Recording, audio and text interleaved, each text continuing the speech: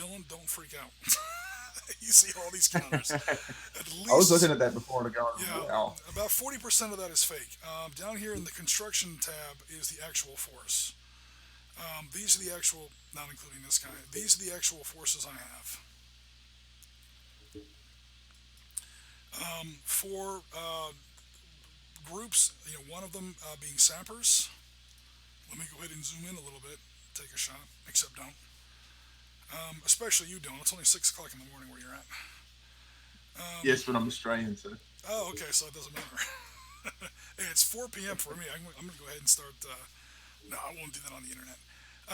So anyway, we have one sapper team, two sapper groups carrying a satchel charge, and then 6 squads.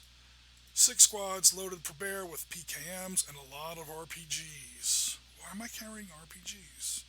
Because they're fun and for other reasons. The Australians, meanwhile, have a much smaller force. They include medics, bloopers, M60s, law. These are full squads, and then we have half squads. These counters have been cleaned up. As far as their numbers go, their numbers were a little inflated, but they've been given other numbers. We've been tweaking the system to make these counters a little more realistic. We'll go over the details in just a second. But it's a small, relatively elite infantry force that's barreling up out of the south, trying to get to that helicopter crash site and secure those casualties. Again, don't worry about saving the helicopter, but you do. The objective of the game is to save that crew and that casualty. The reason the Viet Cong are carrying all those RPGs is we do have two M113s of A Squadron, Royal. Let me get this straight. A Squadron of Royal Australian Armored Regiment. So these are M113s that have given up most of their troop carrying capacity for a crap load of machine guns. They each carry a 50 caliber machine gun and two M60 machine guns with like 1,000 rounds of ammo each. So these things do carry some infantry. Basically, they carry half a squad's worth plus an officer or a medic. But they do have that's these values up here. They carry a lot of anti-infantry firepower. And of course, we have a Anzac gunship because why not? This is to try and give some air support to this rescue that is being undertaken. Again, it doesn't really carry a lot of troops, but it carries rockets and a very large number of machine guns. Let me go ahead and set it that way. And then the real reason that the VC are carrying a lot of RPGs is just for fun. And again, I literally designed this counter earlier today, so I don't know if it's going to work game wise. We do have one Australian Centurion on the board. This thing is a beast. So oh yeah. it's the first time I've tried to make up post-war armor outside of like technical. Technical isn't really an armor, but like Israeli M113s or so on. Valor and Victory, the base game by Barry Doyle, has all kinds of tanks drawn up in Valor and Victory. So I've used like the really late war tanks as a base: King Tigers, Pershings, Easy Eights, and Fireflies as a base, and tried to take the next logical step as far as how a Centurion might look in Valor and Victory. So there's one of those. Not the fastest, thing on the board, but I tell you what, she's gonna make a mess when she gets there.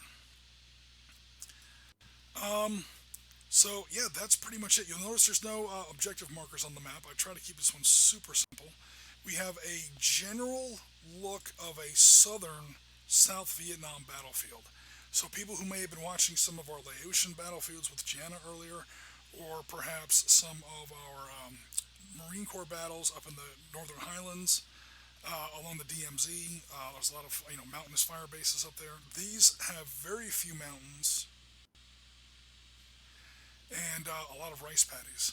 Let me take a look at the chat here. Oh, cool. Thank you, SITREP Podcast. We are now live also on YouTube and on Facebook as well. Awesome. So, everyone, we are now streaming on 3 different platforms. We're gaming on 3 different continents, or I'm sorry, 2 different continents. I'm joined here by Dylan from Australia.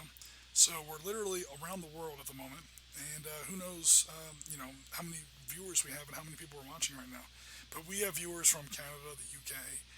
We have at least one viewer from Chicago. I know that for sure. Okay, so the Australians are going to be coming from anywhere on the southern part of the board as fast as they can. They're trying to get to this crash site, and of course the Vietnamese are going to be coming in from anywhere along the north. I do have a list here in my webcam. Let me go ahead and not show that, but I do have a card here, a 3x5 card that has numbers. This was suggested by one of our viewers last time we did this. It actually let me keep track of what all these units actually are. So I do have a list. I do know what's in them. Um, so what we're going to do is, if any kind of a off-board or any kind of an asset hits these boards blind, and you assess casualties against it, I will be able to track it. I'm just gonna have to track it on paper until those units are revealed. Dylan, just curious, did you happen to catch our stream against right where Gianna Special Forces fought against my Oh yes. okay? So Yep. long I did story. manage to Oh, catch that. okay, no worries. I just wanted. If not, I was going to explain how masked counters worked or whatever. For people in the chat, super fast. All counters, all Vietnamese counters are considered hidden until they're spotted. On this board, it's not going to be too hard to spot them because this is a pretty open board for Vietnam. So a lot of these counters are going to become un, unmasked pretty quickly, especially with Australian air units on the table. But if I can stay undercover, there will be they will remain hidden. They'll remain. I know what they all are. Many of them are fake, and I can move them around. So Dylan never really knows where where the Viet Cong are. We're trying to go for a Vietnamese a Vietnam War type experience, where the enemy is much weaker than you are, but you never know where they are. There's also civilians on the board, which I am allowed to shoot into or move through or whatever. I'm sorry, let me correct that. I'm allowed to shoot into or shoot through. Dylan is absolutely not allowed to shoot into or shoot through them. Or if he does, then the civilians are the first casualties assessed, and that is gigantic victory points for my side. Because somebody saw that with a news camera, and now all Australians are war criminals. So you got to be careful with that. It's the unfortunate reality of war in the media age.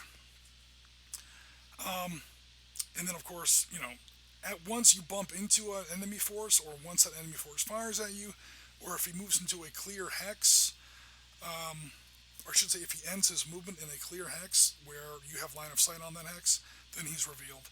You can also make spotting checks. Even if he's undercover, the spotting check is not easy, and it counts as that unit's fire phase.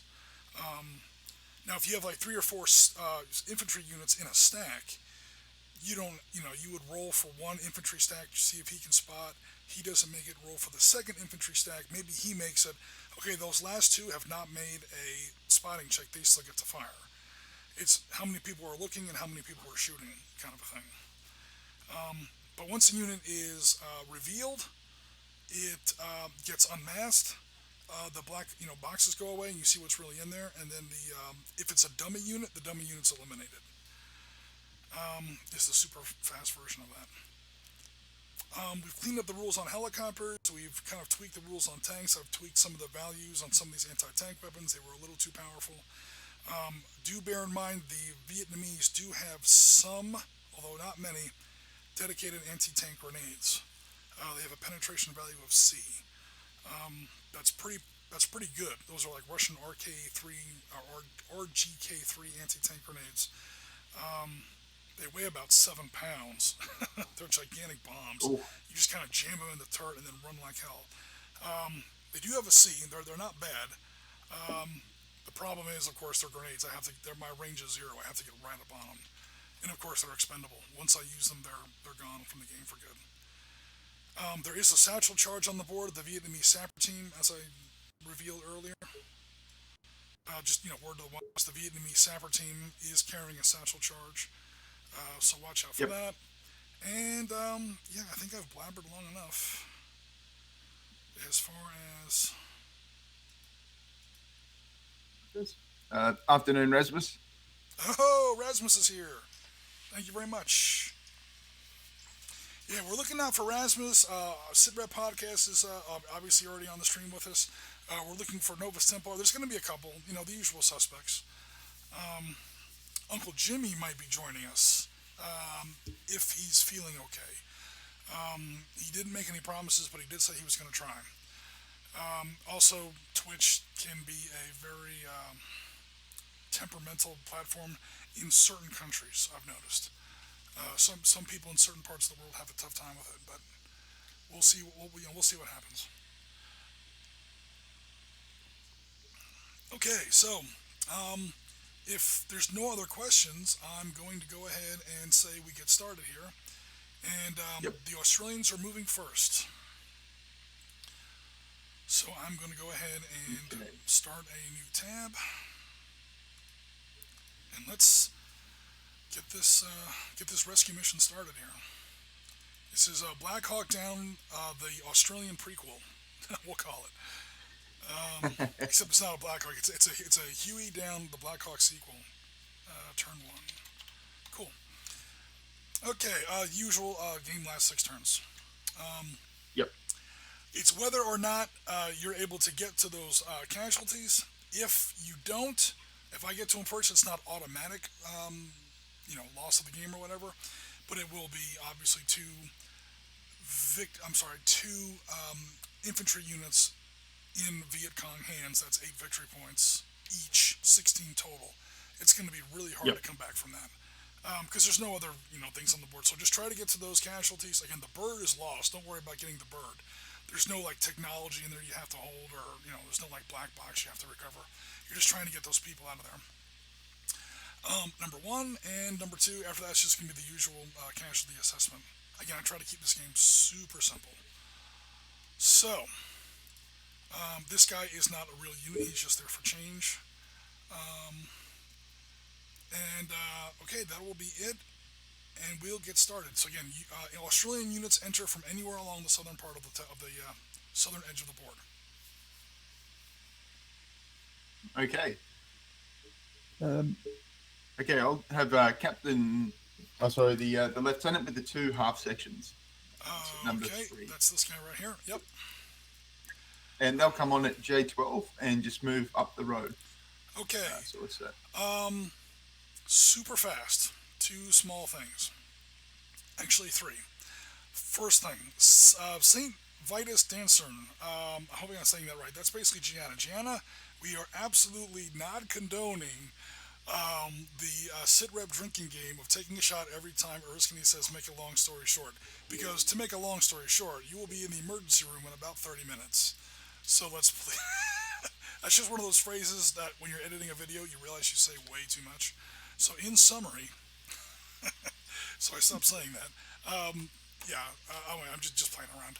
Okay, number 2, with the exception of Mr. Evans here, the captain. That's James Evans 140. He's an Australian friend of mine from On Tabletop. With the exception of him, all of the Australian leaders are named after actual Victoria Cross winners in Vietnam. There were plenty to pick from. I think there were like 68 of them in all, or 66 of them in all. Or maybe that was World War One. I'm sorry. There were a lot.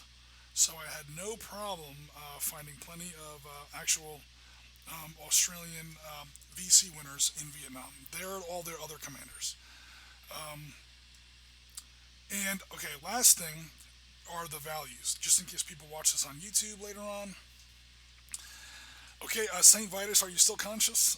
Okay, I'm just playing around. But to make a long story short, what was I going to say? Okay, in case anyone may have noticed later on, or people who maybe have played against or played with my Australians in Vietnam before, you notice that the values are changed, and they've actually gone down a little. So I wanted to take a 2-second moment to quickly talk about that. And the reason I wanted to do that now is because Dylan is now moving, and their movement rate is different. So before, their value was 12 for an attack instead of a 10. Then it was a 5 for range, and then 6. 6 remained the same. They're still elite. Well, they're not elite, but they're hardcore, well-trained troops. Better than most U.S. Army units. They have the same value as British World War II paras, American Marines, and other really, really tough mainline units that aren't quite like elite, like Green Berets, Marine Recon, SAS elite. So that's the difference there. The range has gone up to 6, however, the attack has gone down from 12 to 10. And the reason is because I made the determination. The Australians were actually really hard to do in Vietnam because they used a complete mishmash of weapons. But I decided to kit them out in FNs. No, they did.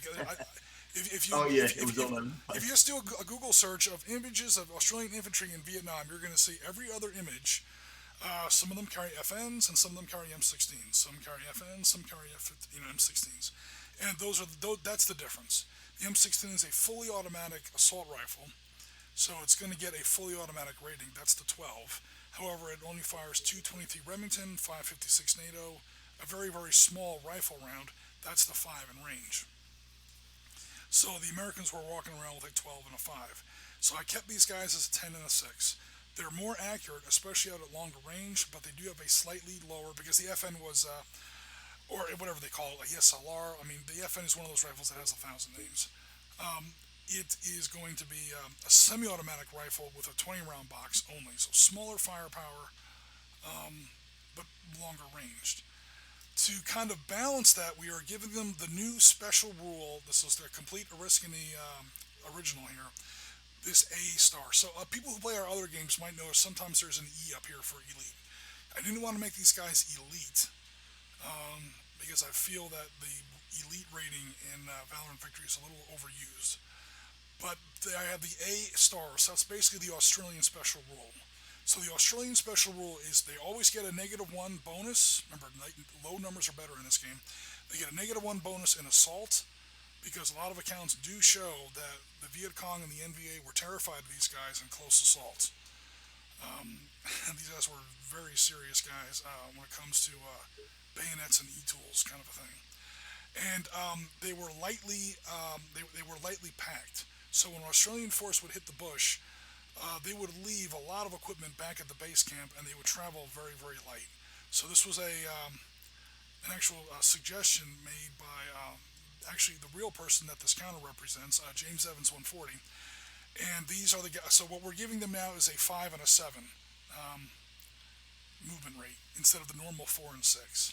4 if you don't have an officer, 6 if you do have an officer. Australians and Viet Cong, because if anybody travels light, it's the Viet Cong.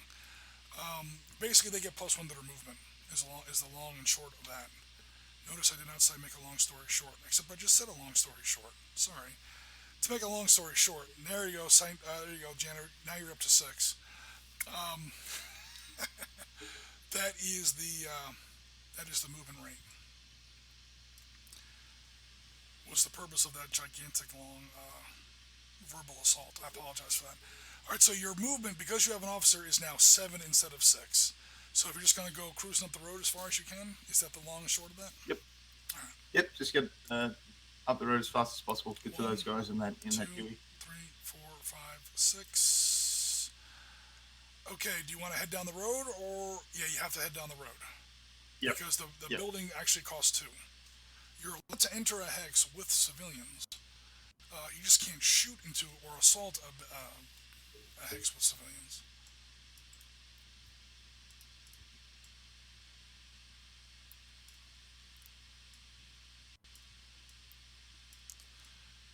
Alrighty. Let me not get too anal with the stacking. That's why I make this the hexes super big, so you can just throw units in there and not worry about it. Okay, your next units, please. Mr. Simpson. Okay. If Excel decides to scroll for us. Okay, I got him. He's going to come on F12 and just head straight north from F12. He's got a full squad with an M60. Yep. And you said F12. F12. Yep. Just on the other side of the river, 3, or little stream or 4. whatever. Going down slope also costs 2 movement. Yep. 1, 2, 3, 4, 5, 6. Do you want to get in the rice the rice patties? Do you want to get in the rice patties, or just head straight up to Uh, F7? I'll just go to F7. Okay. I'll just Yeah, they're just doing like the 400-meter dash, just running down this rubber plantation.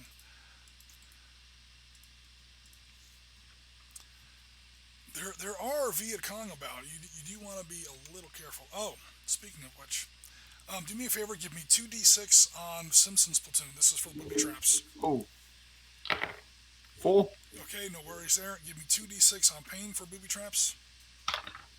7. Okay, no worries. Okay, I think let's. last time I hit about 6, so hopefully Oh my luck's wow, better. that's crazy. And sure enough, Novus Templar has joined us from Kansas. Awesome. So Oh, awesome. we're now in Kansas, Chicago, Australia, Florida. I don't know which one is hottest, but normally it's us. But I think for now it's not us. Okay, I think I have Evans left and Badco.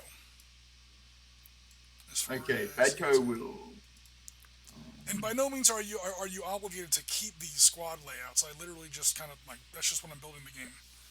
You can mix and Yep. match the units Yep. however you want. Okay. Um, okay, Badco. Um, I do want to get to this pilot, but I also don't want to massively spread out too much. So Badco will follow the. You want me to zoom out a little? Uh, oh yeah, oh if you wouldn't mind, yeah. Badco will probably follow Simpson. Um, Excuse me. so Okay. Badco will come on at F12 and then end up at E8. E8. All right. Give me 2d6, please. We're looking for we're hoping not for an 11 or 12. Oh, a 9. Close. Oh, You found some overturned earth. Watch out for mines, tiger traps, and so on.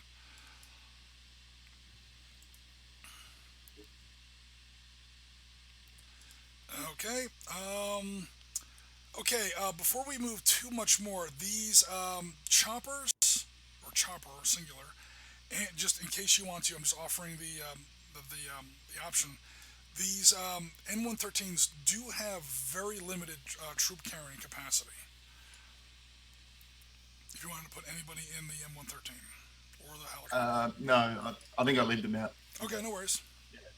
Yep. Yeah, it's not much. They're mostly a gun force, but they do carry some troops. Yep. Oh, Chip Brenner is here. Mr. Chip, how you doing? Good to see you, sir. Man, we're all over the place now. Chip, we are playing in Vietnam. However, I have no fishmen. I do apologize. These are yeah. You at Historicon, I ran across them at the Black Sun table, and yeah, some of those miniatures did look pretty. I mean, weird war isn't usually my thing, but there were definitely there was one guy that it was like these big Viet Cong fish-looking mutant monster guys. One of them had like it looked like a rocket, like a multiple rocket launcher, but it was like growing out of his back. It's the weirdest looking thing. Oh, that sounds awesome. Yeah. Uh, Okay, so last but not least, we have Evans, Captain Evans, and his half squad with M79 blooper and a medic team. Captain Evans will go to I8, and he'll move up the center there. So from J12 to I8. No worries. And awesome. Yeah, Chip forgives us for not having fish troops on the board. We have Australians, so I figured they were weird enough. I don't know if that's gonna. And their mine check Yep. is a 9, Cool. so they're fine. No worries. We have your helicopter and your 3 vehicles. Okay, the helicopter is going to hover over the Huey. Okay, he is going to. He has basically unlimited movement, and he Yep. does not make a whatchamacallit check. All we have to worry about is his altitude. He has 3 basic choices after he moves. He can either be high altitude, low altitude, or landed. So landed is a problem. Yep, I'm not going to do that. Okay, he's very. It's legal. It's very. It's actually 1, 2, 3, 4. It's not legal for him to land because that stack would be overstacked. That hex would be overstacked. Low altitude means that basically, in super fast terms, low altitude means terrain counts. So if you're low altitude, somebody in this hooch would not be able to see you through these rubber plantation trees, or through these rubber trees. If you're high altitude, you're high altitude. Everybody can see you. You can see everybody. Terrain does not matter.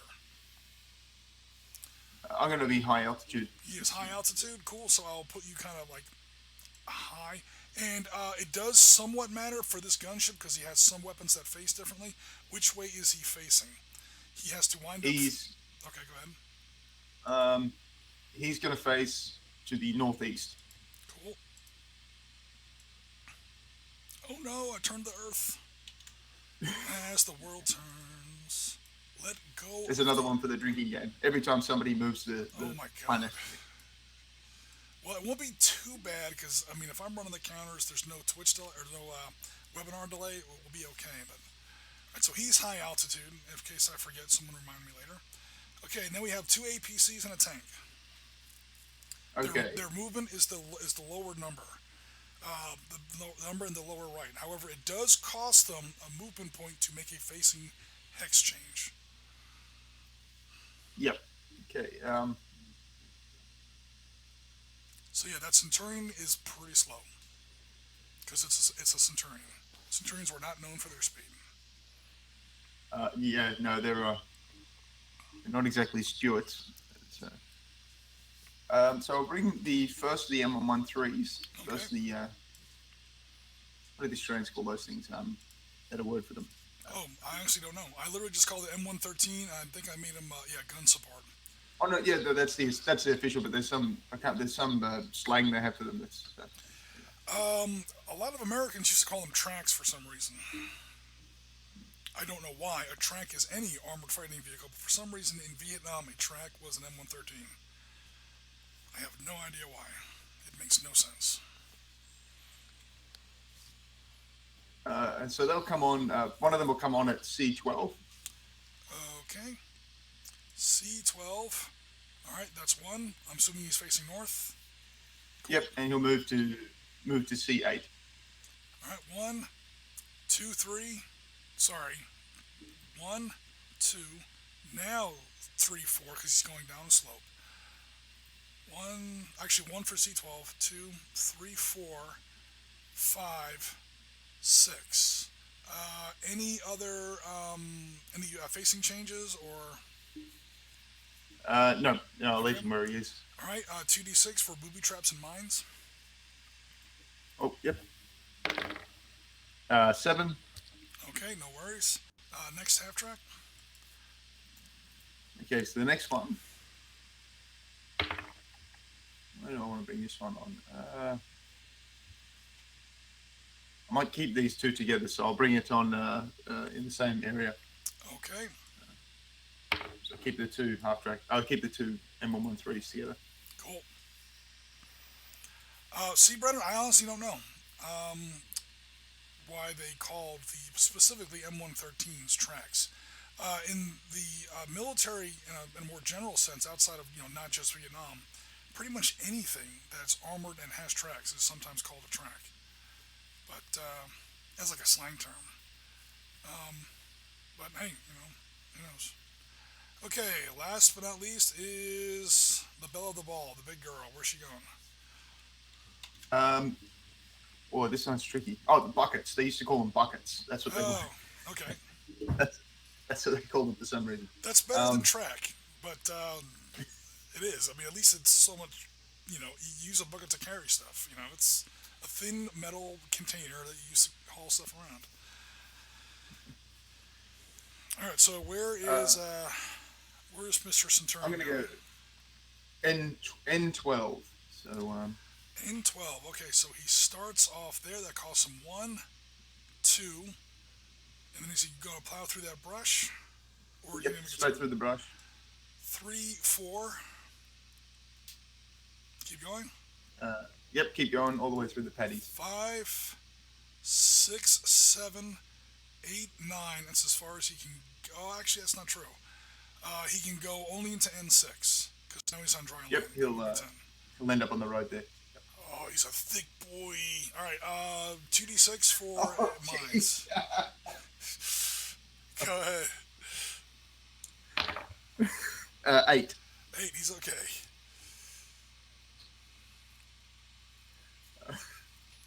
Yeah, I mean, I was already out by the time we had M113s, but yeah.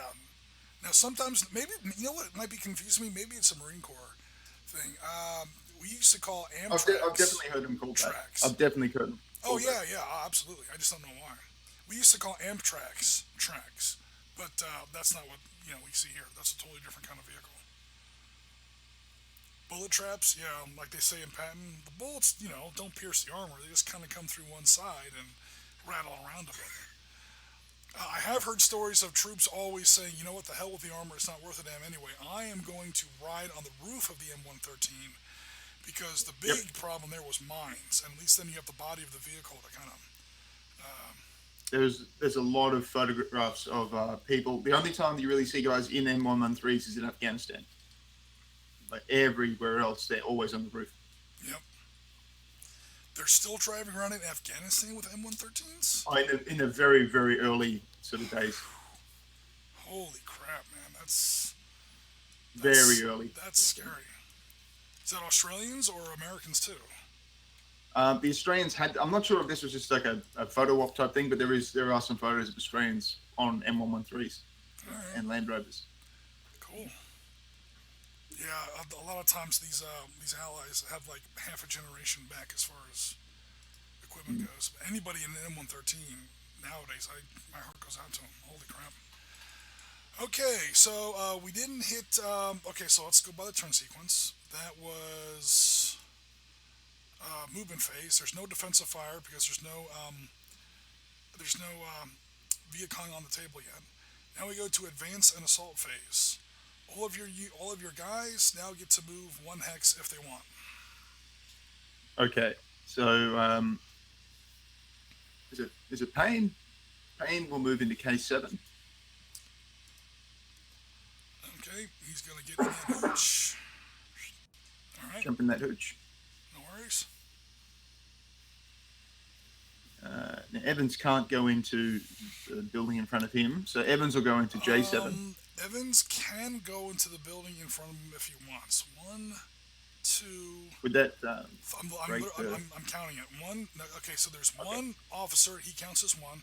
Half squad counts as one, and a medic team counts as one, and civilians count as one. So it would load the stack to the max, but that would be it.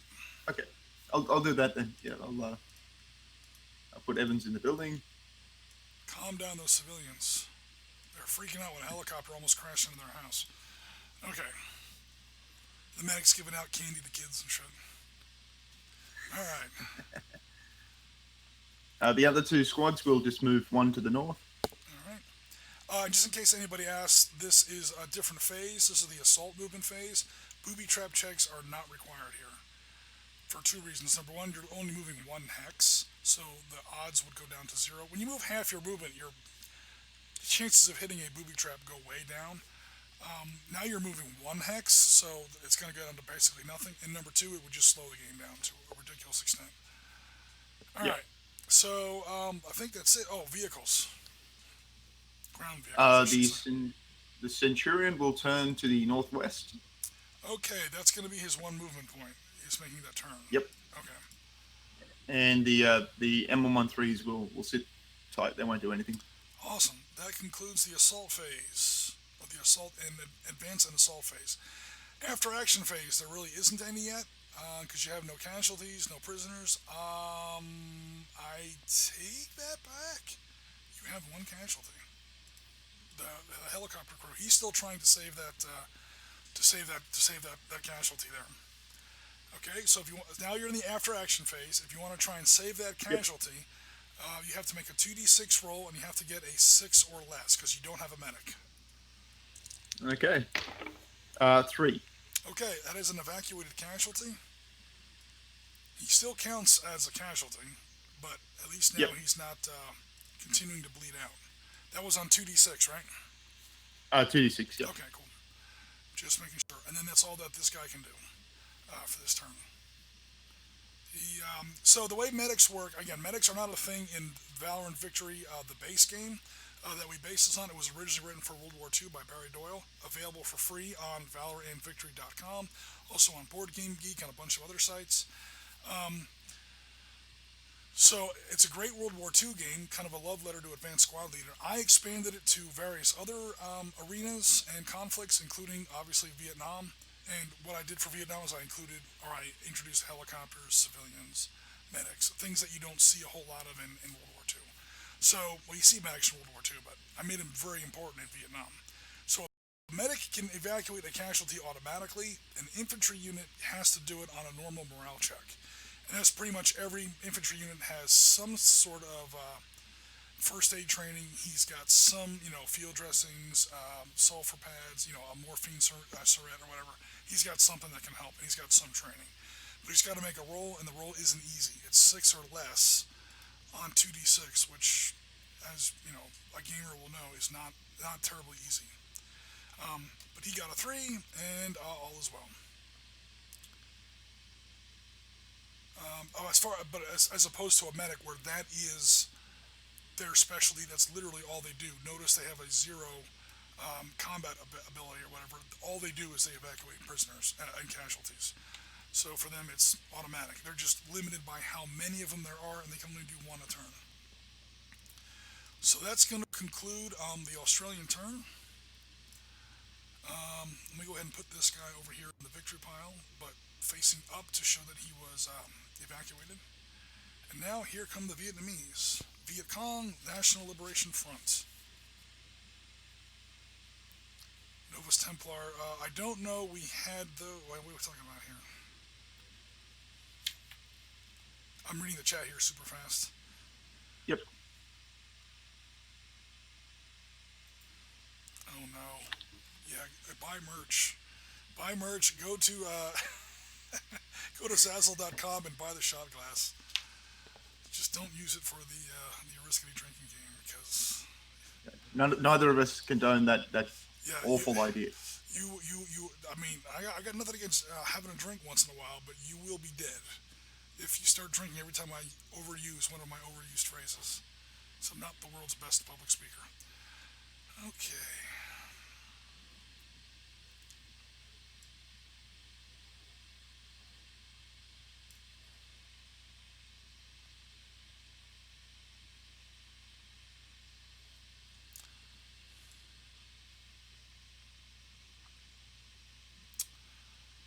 Oof. That's an open field. So a rice paddy doesn't block line of sight, but it does provide some terrain bonus or whatever. The problem is that if I just move into the rice paddy, I'll honestly, obviously be spotted. So Yep. I have to be careful there.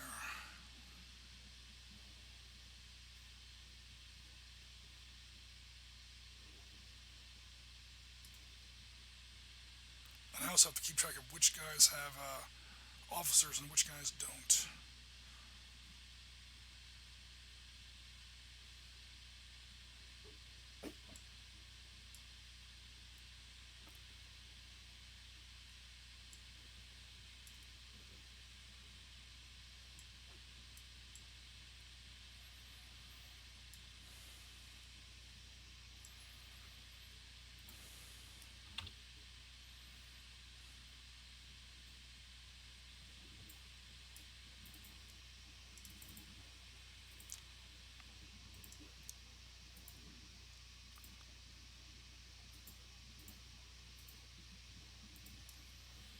Tell you what, I like this. I like this Viet Cong movement rate. Oh wow, yeah, they're really coming on fast. Well, again, it's 5 if you don't have an officer. It's 7 if you do. Mm.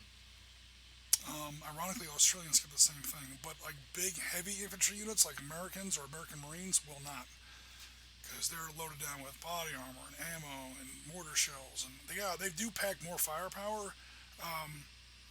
It's not combat skill; they just literally bring more crap with them, but it does also slow them down.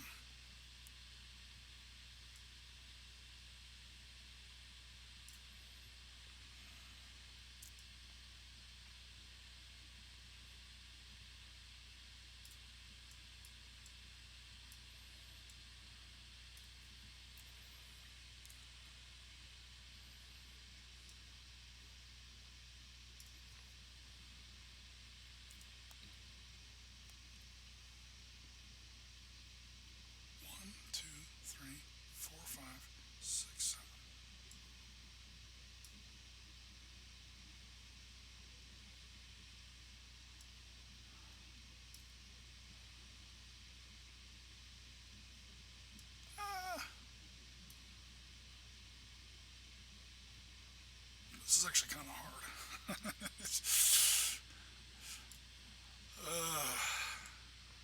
I tell you what, it's easier doing it this way than it was doing it without a damn. Without a grouped counters and Well, numbers and everything. without numbers. I actually was like which ones? Okay, I'll go ahead and spoil it now. But which ones were real and which ones weren't?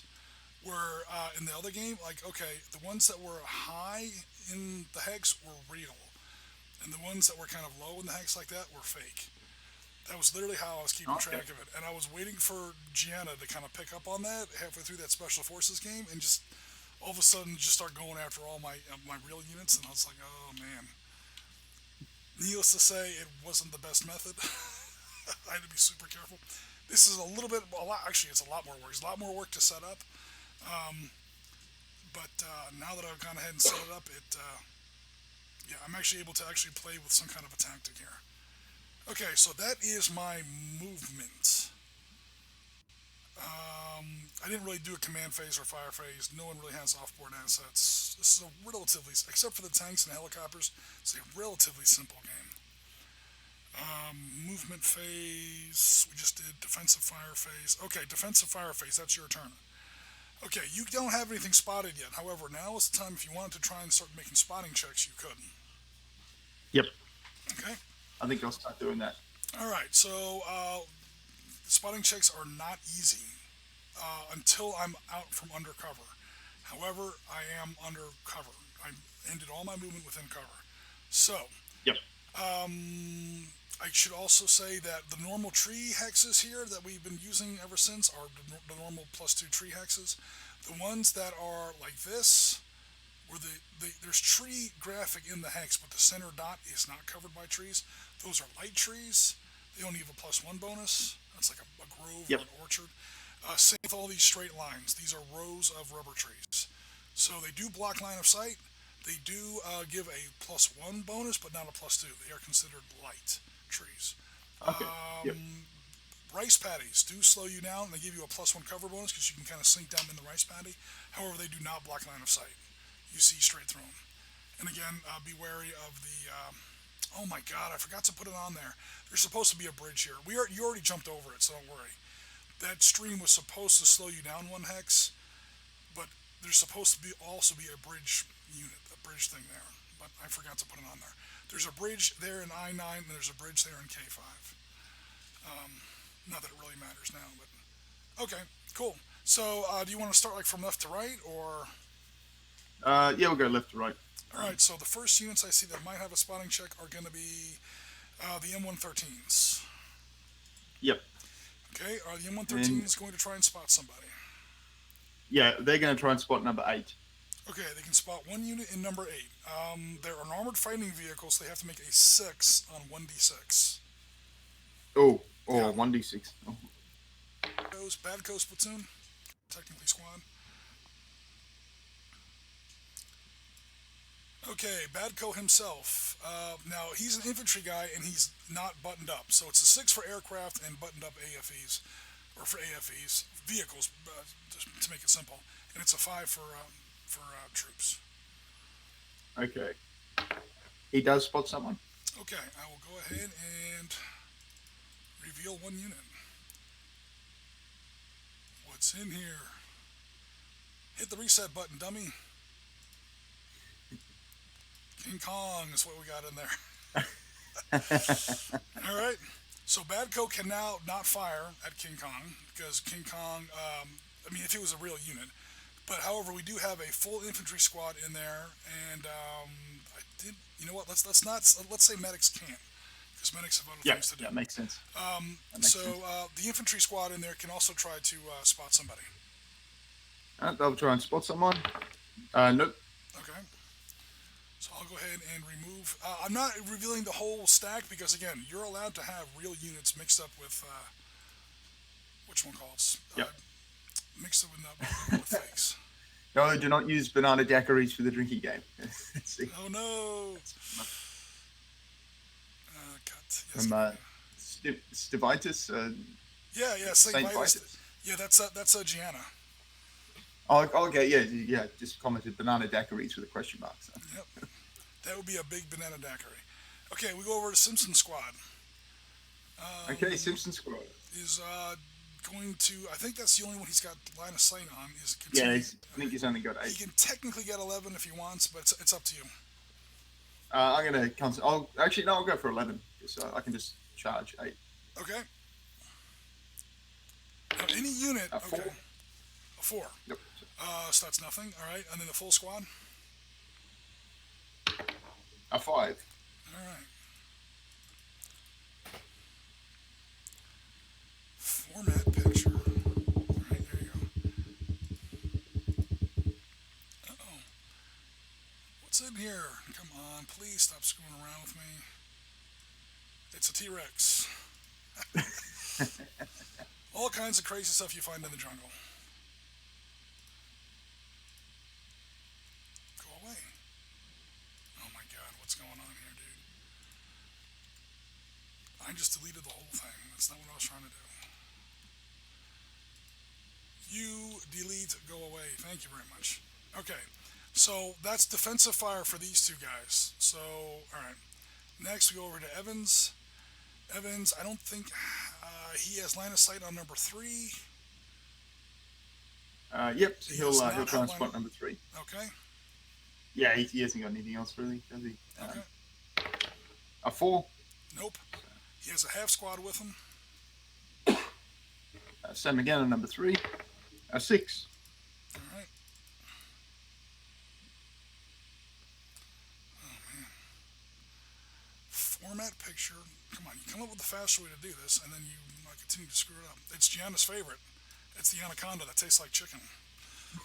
That's a scary looking animal. Wow. I'm almost positive it's not real. It doesn't even look real.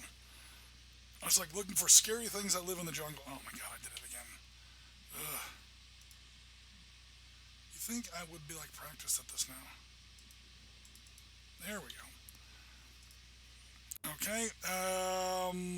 Pain has no line of sight on number 3. No line of sight on Nope. number 8.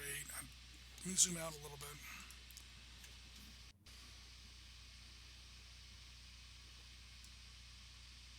I'm not sure Payne has line of sight on anyone. Yeah. I think he's completely blocked. Yeah, J4 blocks this unit back here. Yeah, it doesn't look like it. Yep. Okay. So the Huey and the Centurion. The Huey is high altitude. The Huey can literally pick anybody, but he's a flying aircraft, so he has to make a 6. So who's he trying? Number 5. Okay. Nope, nothing. All right, and then Mr. Centurion. On number 3. Okay. No, nothing. Technically, this guy can also make a turn. His medic check was during your turn. We're now technically in the middle of my turn. So, Okay. but you know what? Now that I say, he does have line of sight on number 7. I think that's it. I'll go for number 7 then. Okay. 6. There you go. You spotted something. Well, at least you think you did. Let's see. Uh-oh, that's a real guy. Dun, dun, dun. And because I know what's in there, I'll go ahead and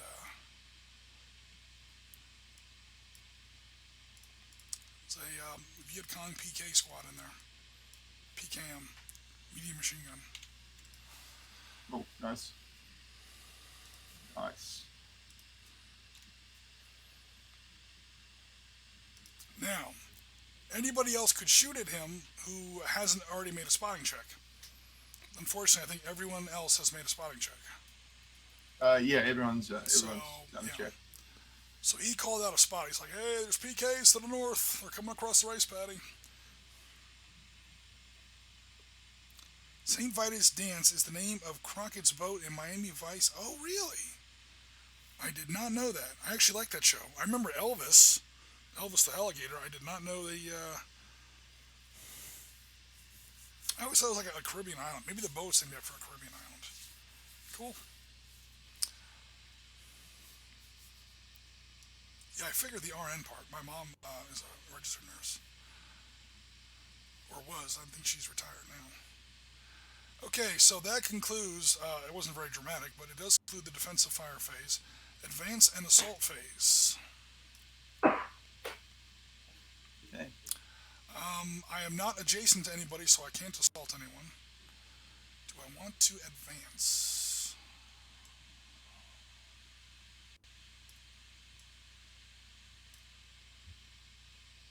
Let me get my little roster here going.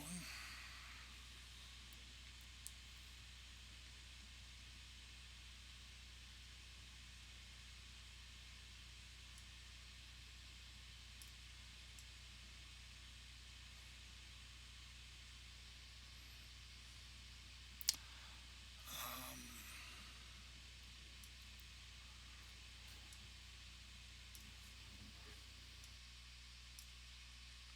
oh. Did we lose Dylan?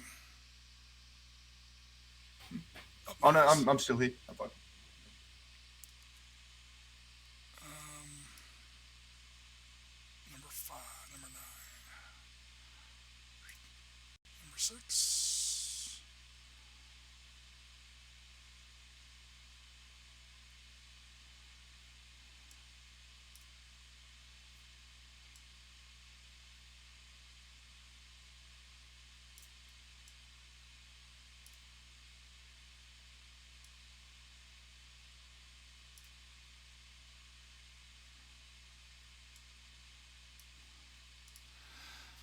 Okay, I think that's going to wrap me up for my assault and movement.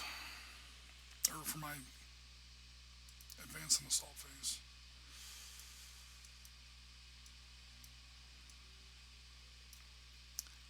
After action phase, no, I don't have any. After action phase, player. Okay, that was technically player B segment. That is the end of turn 1.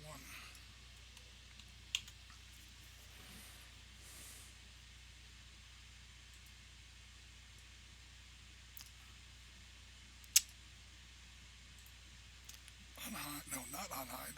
Mover combi.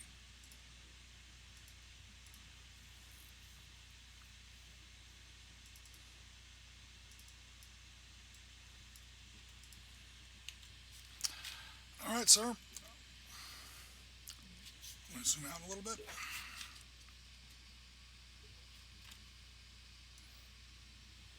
Alrighty. We begin with command phase. Command phase is when you would call in any mortars or mortars, airstrikes, things like that. If you had any, not like border helicopters, like actual gunships, real gunships, like not Apaches, Huey Cobras, things like that. No worries, airstrikes, jets. It's also where, if you want to, you can split up or combine squads. I think I'll split up everyone. Okay. The two platoons in E8 and F9, or Alrighty. whatever those two are. Yep. Let me wait for the computer to catch up. Okay, so we're going to replace this full squad with 2 half squads.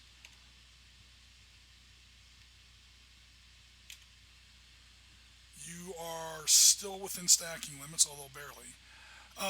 And it sounds gamey, but it does make a kind of a sense. 2 half squads do take up more room than 1 full squad. It's literally the unit spreading out. It gives you more spotting checks because you have more vantage points within that hex. It makes you spongier for absorbing casualties. However, like I said, it does start to dilute how much firepower you can pack into a hex. And this is you as a commander getting the choice of, do I bunch my guys together for an imminent attack, or do I, spread them out and let them try to take cover and not, sustain quite so many casualties. There are times when both are the right answer. I didn't quite say that right. There are cases when one is the right answer, cases when the other is the right answer. Although, to be honest, most Vietnam games, the troop density, so to speak, is sufficiently low to where splitting up your squads is almost always the right idea.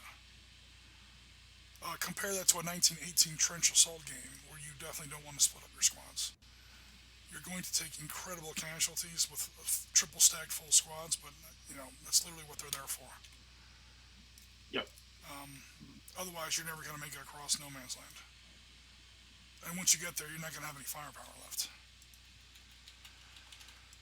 Okay, that is it for the command phase. We now go to your fire phase. So it's time to start shooting at people if you want. Let me zoom out a little bit. Yep. You don't shoot at spotted targets. So I'll shoot the half squad with the Huey. Okay. We'll have a shot at the PKM team. Alrighty.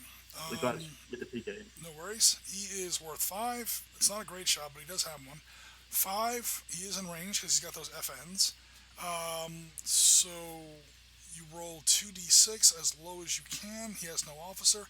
You do have to. You're on this row here. You do have to add 2 to the die roll because I am in full woods. Yep. And 11. Oh no! Oh. I almost had a VC sniper up here. That would have been nice. Oh, close. That was risky. Nice. Okay, so that's it for his defensive fire. He can now not move, with the exception of his advanced and assault phase. Okay. Other fire to be done is also, again, spotting checks. Spotting checks allow you to do spotting in lieu of movement. I'm sorry, in lieu of attack. So anybody that spots is not going to get to, number one, can't fire, obviously. But this is now your turn, so word to the wise. Any unit that tries a spotting check cannot move, because that's considered his attack. He's attacking with his eyes. So, if you want to do any spotting checks, or if so, who? I'm not going to do any spotting checks. No. Okay. So, in that case, I think that's it for direct... Ooh, no, it's not. No, it's not. No, it's not. Oh, the helicopter. The helicopter has line of sight on somebody, and guess who else has line of sight on somebody? Oh, no, I didn't think about that. See, this is when I'm like, maybe I shouldn't have said anything because I am the Viet Cong player, but I do want to see a tank shoot at somebody. Also, I have to remember how the hell this works. Oh, no. Yeah, he technically does have a line of sight on that PK team. So he didn't make the spotting check. So what happens is whenever a guy makes a spotting check, he throws a couple tracer rounds into the tree line, and he's yelling into the radio, Victor Charlie, heading into the north, 1, 2, 3, 4, 80 meters away, fire for effect.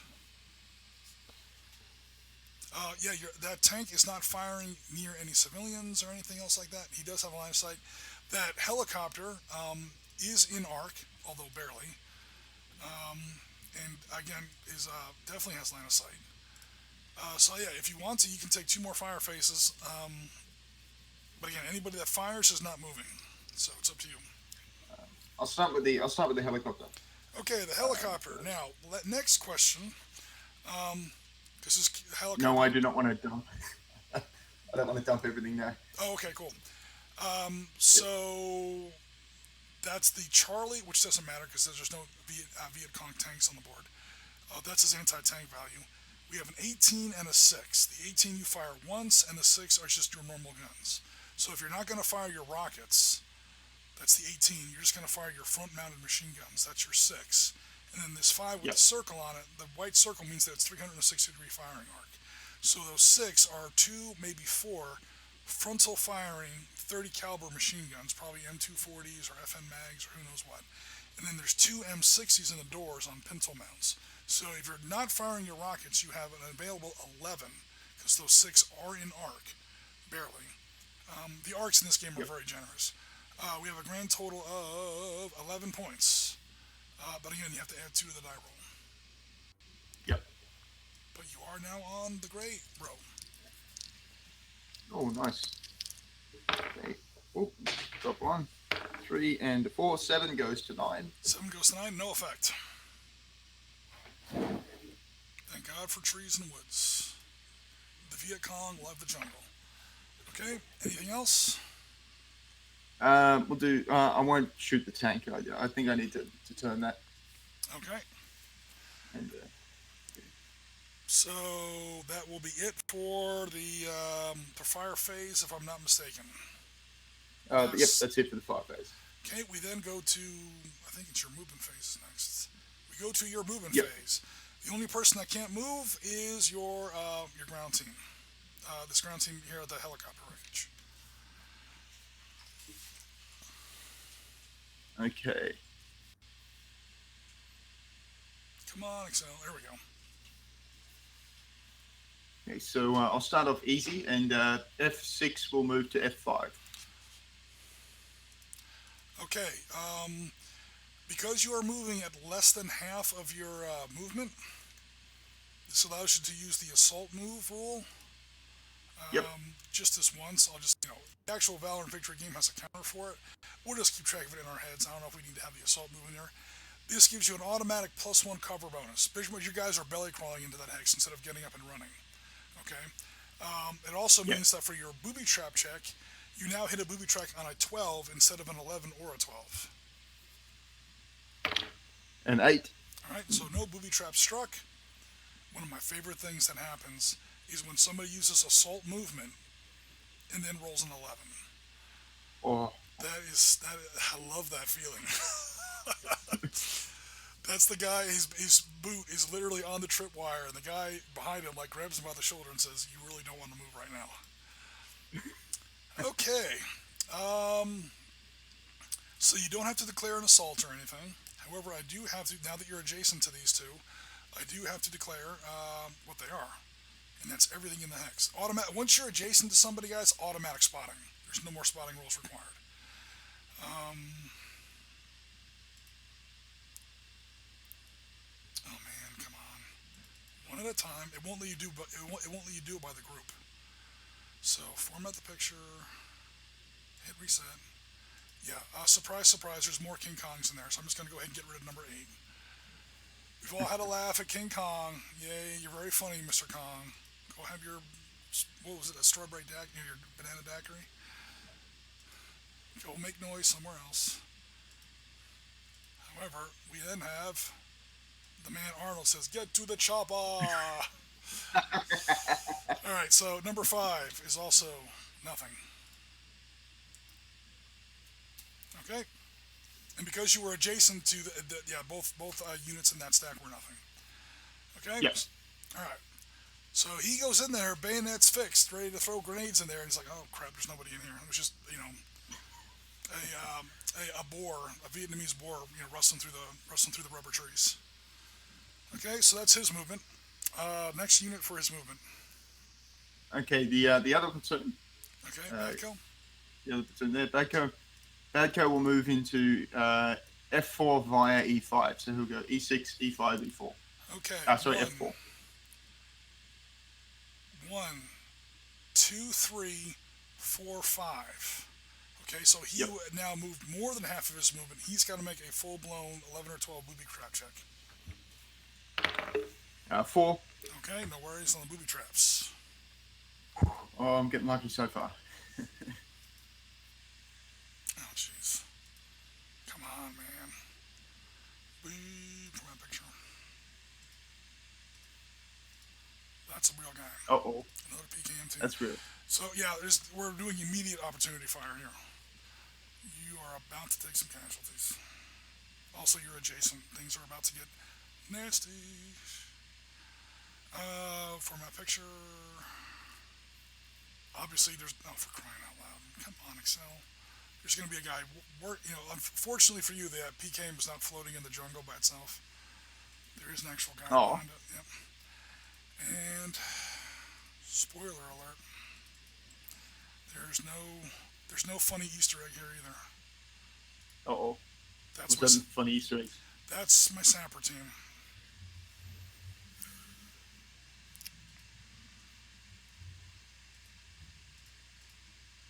This is where we claim vengeance for our brothers in the air who got the hell kicked out of them in our Air War C-21 game the other week.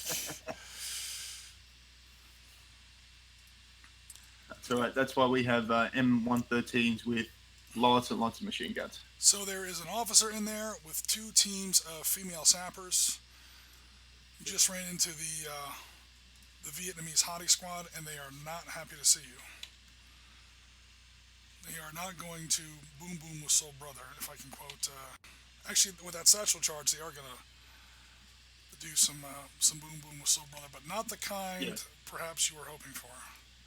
All right, so For those who don't know, that 16 there is important. It's a grenade with yeah it's a satchel satchel charges for it. charge. It's a airline carry-on bag packed with TNT. It's 20 pounds of raw explosive, and you have to be adjacent to use it on somebody. Good thing that, oh look, I'm adjacent to somebody, and I'm in a building, so I get cover from my own explosion. Okay, so that is units 1 and 2, and I'm not going to declare opportunity fire. Now, the good news for you is anybody who survives this opportunity fire does get is going to be able to assault Yep. because now you're adjacent and it's the end of your turn. Also, other units that haven't moved yet can, well, you can't fire because fire phase is over, but now they can also move and assault. And again, now that you've got them spotted, they don't. It would be realistic if I could retreat into the jungle and become remassed, but that's just too much of a pain in the ass. The rules, I don't get that complicated with spotting rules. Pretty much once they're spotted, they're spotted. You know where they are. Somebody Yep. somewhere has eyes on them the whole time until I leave the board, which for the VC is always an option.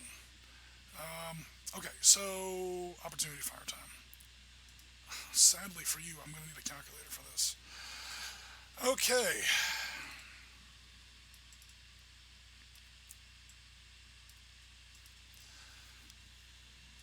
So, starting with Lieutenant Kuhn there, we have 2. Then we have 2 sapper teams, 4 and 4, and we have 16 for the satchel charge. Then we have a PKM team that is 8, and the PKM itself, that's another 3, is 37. That's 37 total points. I'm throwing into one massive attack. Okay, I get to Ooh, I cannot do that. Ooh, I almost did something illegal. You're not allowed to combine multiple stacks into one fire unit. In earlier editions of Valor and Victory, for people perhaps later on YouTube, you could do that. In more later Captain's Edition rules of Valor and Victory, Mr. Barry Doyle took that away from us because people were getting crazy with it. So, sorry. That's actually kind of good news for you.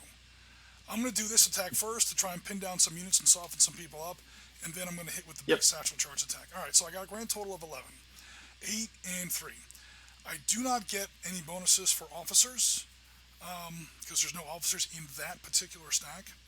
I have to add 2 to my roll for your woods. I get to subtract 2 because it's opportunity fire at point blank range. Opportunity fire at point blank range.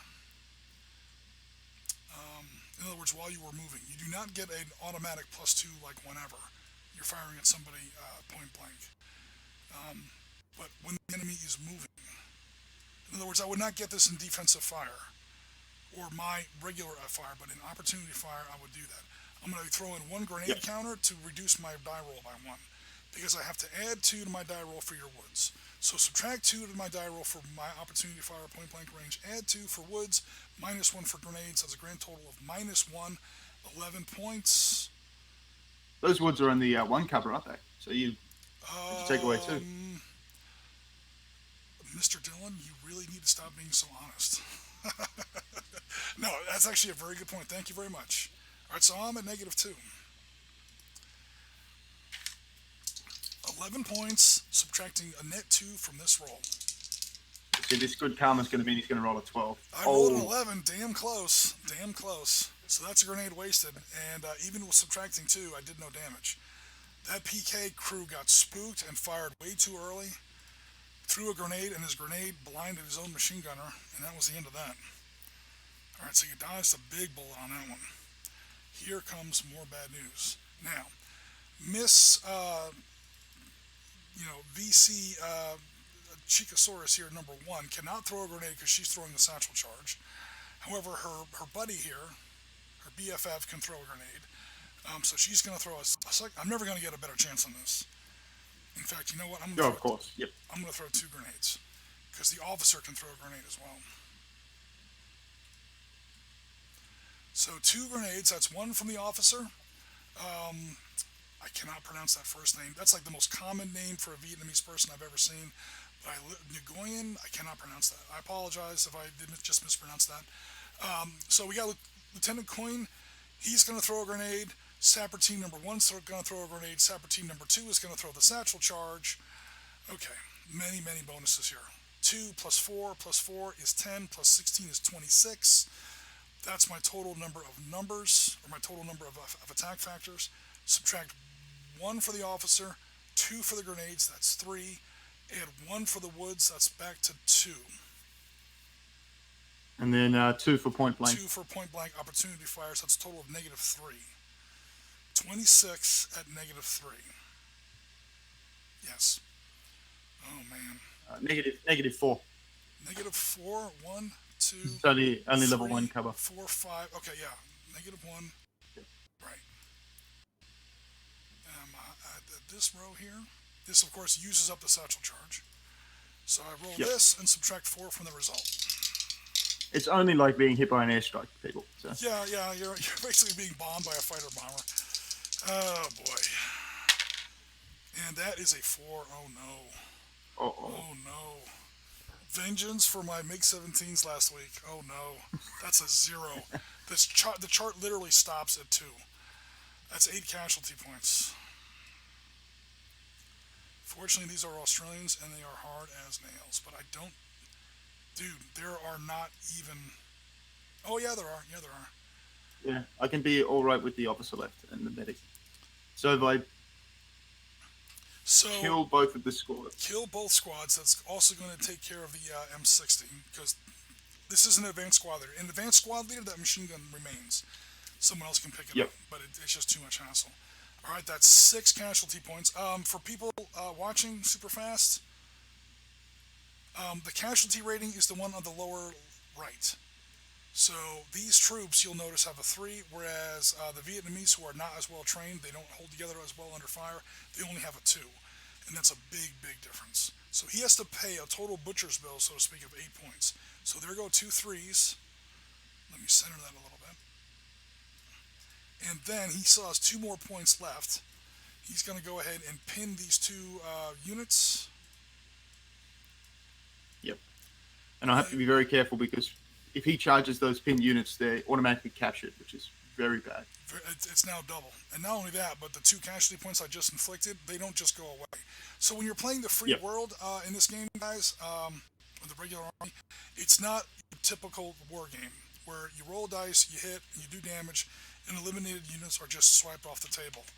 You got to get these guys home, living, dead, or otherwise. You've got to, no man left behind. This is part of the asymmetrical. Now, this is a rule only assessed against regular forces. You wipe out NVA guys or VC guys, they don't care. They just keep on trucking. But right now, you've got 2 casualties that could potentially bleed out. Casualties do not count toward stacking points. However, the 2 pin guys do.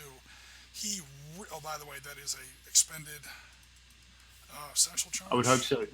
Yeah, I only have 1, and that's most of my grenades. Yeah.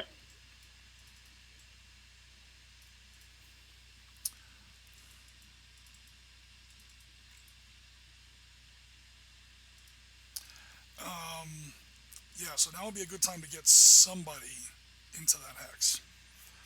But again, his turn is still going on. And I won't put a counter down, but just these 2 guys have now taken opportunity fire. This is something we were getting slightly wrong in my game with Gianna a little while ago with the Special Forces units.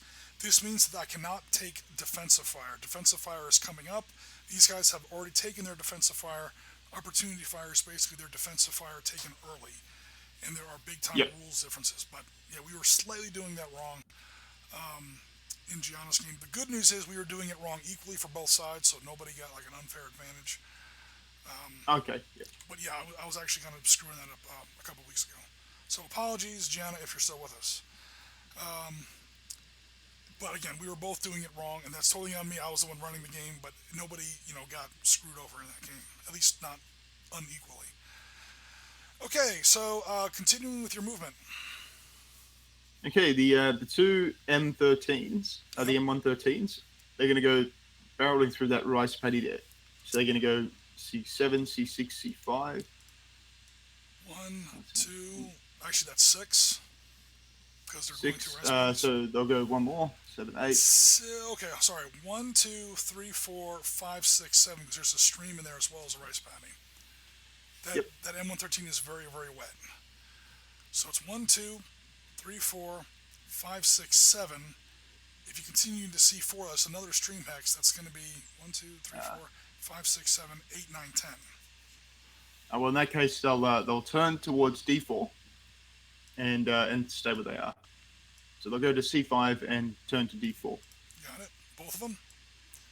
Yep, both of them. Okay, give me 2, 1, 2, 3, 4, 5, 6, 7. They technically moved more than half their movement. Give me 2 sets of 2d6s each. So the first one, Yep. a 5, No and the worries. second one, a 3. No worries. And just in case anyone notices, booby trap checks are assessed individually by vehicles as opposed to infantry stacks. Basically, each vehicle is a crew. That's basically a stack of guys. Vehicles are more vulnerable to booby traps than people are. It's an organic way of encouraging the free world player to kind of group his guys together. Americans, Australians, South Vietnamese, everyone tended to group together in Vietnam, and this was one of the reasons why. Whereas if you move the same number of units in 4 different directions, or in this case in 3 different directions, that's 3 booby trap checks. So it organically behooves the free world player to group his guys together, although that makes them vulnerable to other problems like mortars and so on. Okay, so that's it for his movement. Okay, next unit to move. Next unit to move will be Payne in K7. Got it. And where is he, or where are they going? He's going to go over and cover the Centurion, so he's going to go L6, M6, N5. Oh man, he's just running out in the middle of all that. So it'll be a half move, but yeah, Actually, I need to. you know what? If you use the road, yes. So you're using the Yep. road between the buildings. 1, 2, 3. Oof. Okay. Go for it. Give me a 2d6 check on, and you need a 12 to not hit or a 12 hits a booby trap. Nope. All right. Oh boy. This could have been a big mistake. I'm not really gonna say that, but format picture is, oh god. Format picture, please. Reset. That's an officer. Oh, Oh, I can do it this way. That's a fire team. And that's an RPG. We were going Centurion hunting, boys. We were going Centurion hunting. Oh, look, there's another. That's my commander with another rifle team and another RPG. We heard there was a Centurion clattering around here. We were hoping to get a hit on his flank armor where he has a D class rating instead of an E. So Payne might be in real trouble, but he may have just saved that Centurion, if nothing else. Now, my question: do I want to actually take a shot on Payne? Believe it or not, no. nope. Nope. Okay.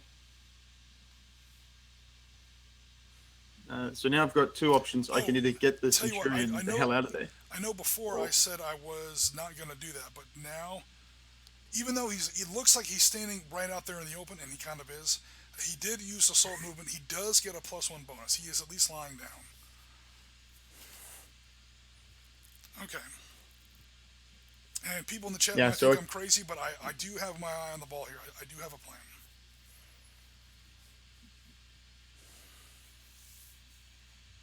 So do I run the Centurion away from the scary RPGs, or do I support my guys? I'm going to reverse to 07. That costs double movement. Yep. Boom, and now I take opportunity fire. Yep. So yeah, that's why I didn't take opportunity fire on the troops, because I wanted to take a shot at the RPG at the Centurion. If for no other reason than to show people how this stuff works on the stream. This is not something that we've done very often on the stream. This is a SITREP first, everybody. This is the first time we have had Cold War armor on the table in a game of Valor and Victory. At least besides, like, we had like some Israeli Zeldas, M113s and so on.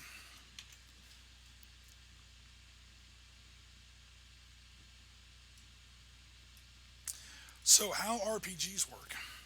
Now, if that was really playing out an efficient VC force, there would be two half squads in there, one of them carrying the RPG. That way, the other guy could fire at Pain, and the other half squad could operate the RPG against the Centurion. But there are limits to how many counters, especially mass counters, I can cram in a hex, and it becomes a pain. No worries. I'm just hoping I'll score at least a hit. Now, RPGs against the front of a Centurion aren't great. In fact, they're pretty terrible, but we're going to take a shot anyway. So, we don't use the normal attack roll here. This is not that kind of thing, because we're now doing anti-tank combat, which is not something we often Yep. do. Anti-tank to hit numbers. So this is an anti-tank weapon. I have to get an 8 or less. Guns at 11 to 19 hexes, artillery and airstrikes, whatever. Okay, so I basically have to roll an 8 or less on 2d6. They both have officers, so they're both going to have bonuses. And then if they hit, they have an armor piercing rating of C against the frontal armor rating of E of a Centurion. I have to, oh man, look at that. I only penetrate on a 3 or better. So I have to really roll super badass. What I was really hoping for was to get behind them and then just volley fire RPGs, maybe even close assault them, and use anti-tank grenades. But he was spotted just in the nick of time. Payne actually did do something, kind of good there. And now the Centurion had enough time to back out of there. So, I'm going to go ahead and take my opportunity fire now. Turn on Mr. Webcam. Yep. So the first chance, I have an 8, and that's an officer in there, so I hit on a 7 or less. That's a 6, that's a hit. RPG 1 just hit the front of that Centurion. The second RPG is going to ping off of your armor as well. That thing is going to hit on a 6 or less. 6. Because there's a -2 officer in there. That's... Wait a minute. I'm sorry. I went We the did wrong that way. Yeah, I did backwards. that backwards. So this would be a 10 or less. So that's 2 hits. That was the easy part. Yep. Now I have to get through the armor. Oh, man. Come on, Mr. Dice. I'm going to change up my dice here a little bit. Please give me a 3 or less. Close. That's a 5. Oh, He felt that one. I saw the 1 and then And another 5. If you score on the number, that tank is... Okay, so if this tank had been here, this tank is now hitting its flank armor because it's right there on the hex spine. And that 5 ties it. So C versus a D is a 5. And again, that's E against the front armor, C on flanks and rear. That doesn't kill the Centurion, it immobilizes it. That the Centurion is not moving for the rest of the game. I blew some of his tracks off. But you just how close that came, you did back up. And now they both hit the frontal armor. It's clearly on the front now. And now your frontal armor is an E. Again, I literally made this counter up this morning. Valor and Victory does not include Centurions by Barry Doyle. shockingly. Sadly for the British in World War II, this is also the L7 version of the Centurion with the big 105mm gun on it. This is clearly a 1960s tank. He just took 2 RPGs to the grill like a champ. I rolled 2 5s. That would have been nice, hitting him on the sides. No matter what, the guy in N4 was going to hit him on the front, but this guy here could have hit him on the side. But anyway, he survived both shots, and that's it for my opportunity fire on those 2 guys. Okay, well, the Centurion is now going to point north. He's going to make a turn to the north, all menacing. 2 RPGs, bitch, please. Here's the point where I found my. Here's the point where I found my boot straps. Yeah. Oh, there you go. So far, you've used 1, 2, 3, so you're only at 12. We'll do it. Yeah, I got a 10. All right, close. That would have been nice if you bounced off a booby trap. That would have been funny. Except, yeah, that would have been a little funny. Okay, I'm not worried about it because I think I've got this game, if not won, at least this is good news for the Australians. This, not so much. No, this is quite bad. Yeah. 1, 2, 3, 4, 5, 6. I think the only stack you have left now is Captain Evans. Oh, Captain Evans is going to be doing something. Silly. Oh, do I want to do that? I really do want to do it. Okay, Captain Evans is going to move H6, G6, F6. Okay, he starts off on I7, and then you said H6. I'm sorry, right? Yep, yep.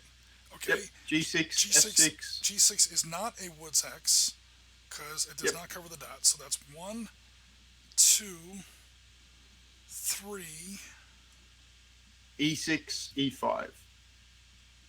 4, 5, 6.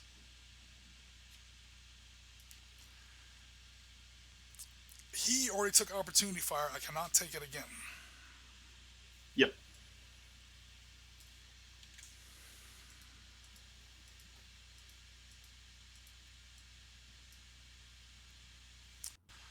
Oh no. Everyone take a shot. I just moved the world again. And expanded it. We just had dark energy right here going crazy in Vietnam.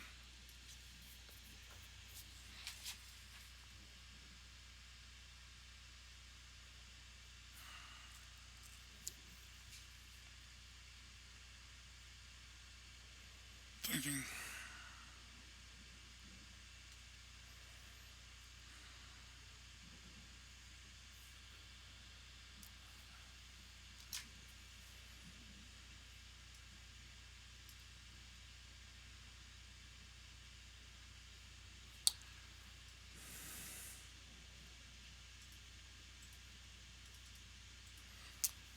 Look at the bright side. More forces are revealed.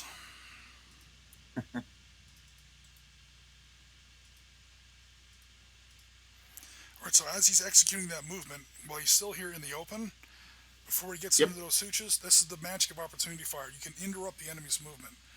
Now, I get a -1 because you're in the open. And opportunity fire in the open always gives you a bonus, number one. I do not get the -2 because obviously you're not adjacent.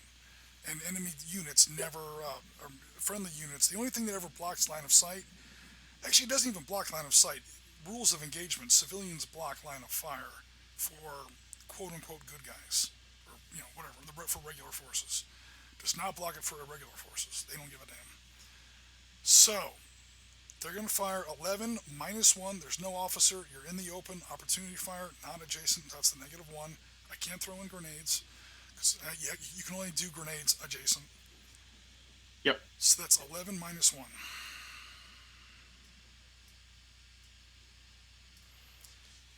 I'm not even that worried about doing damage against these guys. I just want to pin down some of them so that they can't get into that hex and reinforce the real meat on the table, which is the hex here.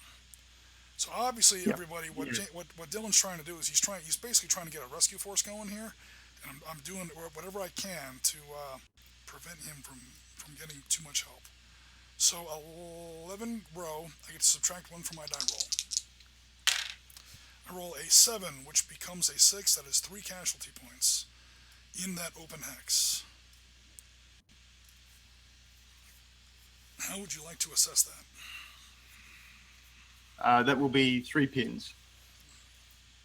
Pinned down in the open. That is medic. That is officer. That is half squad.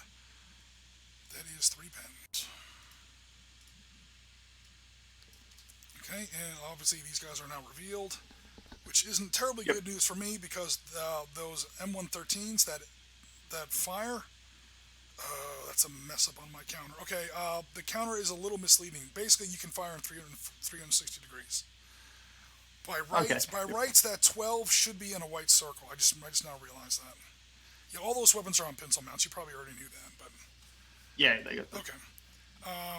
But the counter is technically misdrawn. Okay.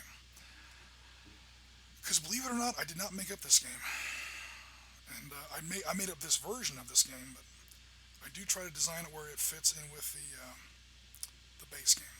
All right, so that's it for that opportunity fire. You were moving at more than half your speed, so give me a 12 on your, or an 11 or 12 on your booby trap check. Yep. 9. All right, no booby traps, and I think that's it for regular movement. Yes, I'm not going to move the helicopter. Oh, actually, no, I will rotate the helicopter. Okay. I will rotate him and point him to the east. To the east. Okay. Yep. He has to be facing a hex side. I say, well, in that case, I'll move him to J2 and then face southeast.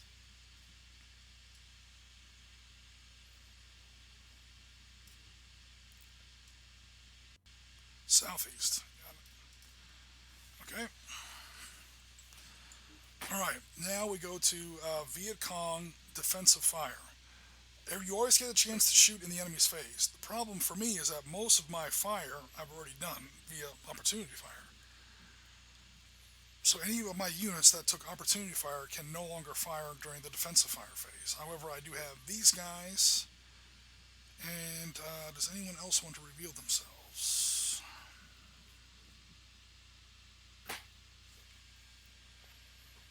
Okay, first of all, these 11 are going to fire into this. He's in the open, right? Yeah. Yeah, totally in the open. 11 against, and no bonuses, no penalties, just straight out roll on the gray column here. It is an 8, 1 casualty point. He is pinned, I'm assuming. Yep.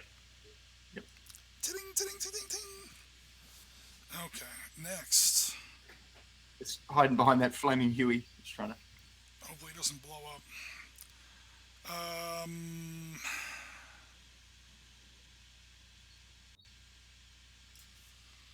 Gotta remind myself which units are real here.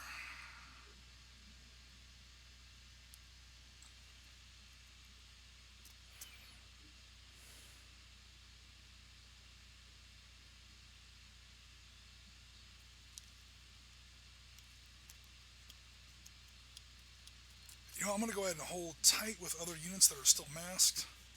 Units that are already in the open. I might as well just blast away with them. It's not like I've always had trouble with that rule that people say. Oh, in wargaming, if you have a shot, take it.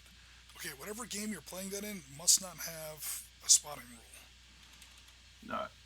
I literally threw away a game with Bothy. I was winning a game against Bothy out of boot camp until I literally heard that whisper in the back of my head. If you have a shot, take it.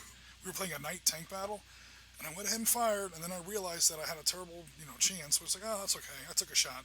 No, I also just gave away my position via muzzle flash. Oops. Yep. That was the end of that game. Because Bothy does Yep. not let you get away with a mistake like that. I play a lot of black powder skirmish games, so yeah. Oh, yep. Don't always shoot. Oh yeah, because you will be unloaded. Those black powder weapons are so accurate. You're totally gonna, And in a linear battle, I would agree with that, but in a more of a skirmish kind of a game like black powder, I'm assuming there's like hidden movement in that game, or you can't always see everybody. Yeah, there's spotting in muskets and tomahawks. Yeah. No, I have played muskets and tomahawks before, but never short practice. Although my new favorite, I think, black powder game is that Crucible of War that I played at the boot camp. Not the boot camp, at Soricon. Those guys. Oh, nice. Those guys were off the chain. Yeah, if you get a chance to look at day 2 of the Historicon coverage, if you can still find it, the day 2, about halfway through day 2 of that Historicon coverage is you'll see a thing where Ariskany plays at Freeman's Farm. That was an epic. I won't derail the stream, but that was an epic game. It was Napoleonic, impolite linear, I guess. I wouldn't use it at Waterloo. I wouldn't use it at Austerlitz, but like the Peninsular Campaign, anything like that. It's okay.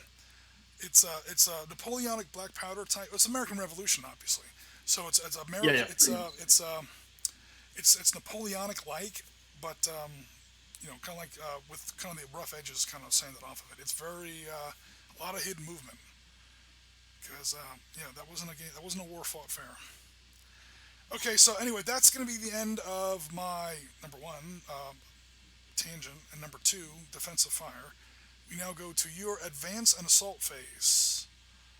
So okay, everyone who's not pinned gets to move. 1 hex. This is something I was tossing up about. I think I'm going to do it. I think Payne is going to assault 05. Okay, there you go. I've already taken my I think that's the opportunity right thing. fire, so I can't take the opportunity fire, but there will be battle in that hex. That is totally legal. You do not, obviously, we're in the assault and movement phase, so there's no blue trap check. Plus, it gives me a chance to use my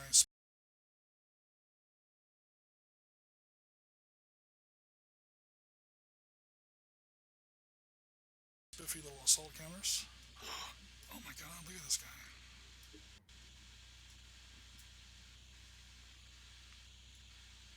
Cool, we have one assault in progress.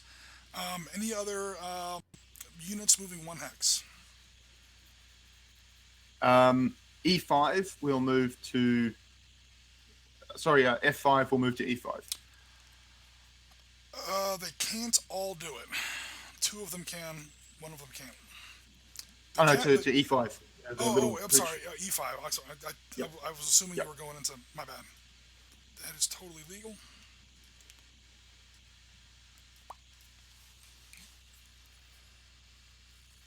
And any vehicles moving? No, no vehicles. Okay, that is going to be it for the assault and movement, or the assault movement, the movement part of the assault and move phase. Now we do the assault. Oh no. Oh no. Here's where it gets real, folks.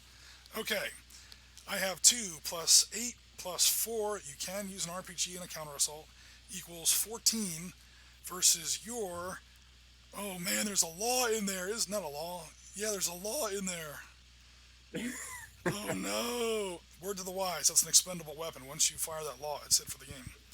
But he is worth Yep, I 5. think I'll And use it. yeah, I was going to say, without that law, you're looking at 1 to 2. 2 plus 5 equals 12, which is less than my 14. If it was ever a time to use a law, it's now. So one guy can use the law, that's his expendable weapon. These two guys can use grenades if they want. Yep, 2 grenades. Epic. We have 6 grenades, there go 2 of them. I have only 1 regular grenade left and 2 anti-tank grenades. I think I'm going to have to give up the ghost. I'm knocking out that Centurion.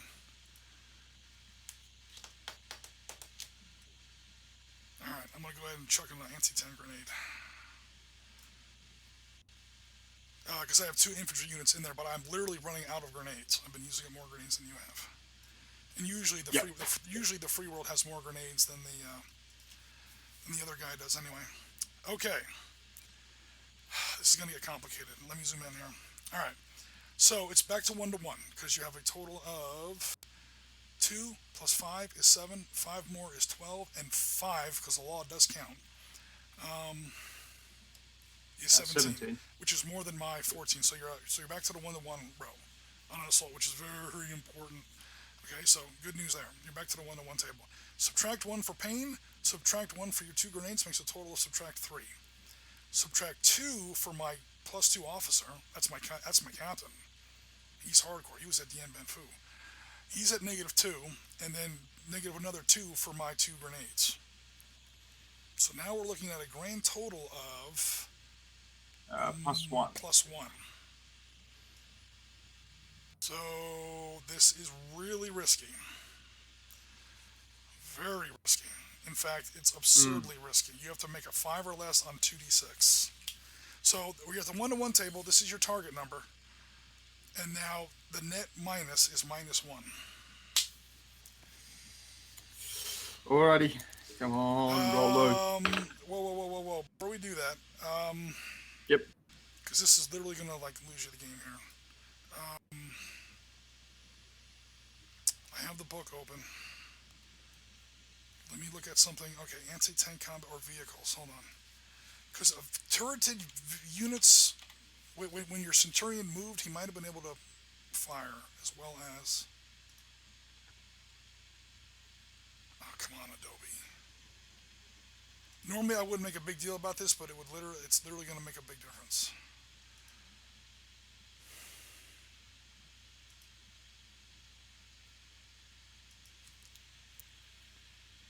I don't want to be getting through this.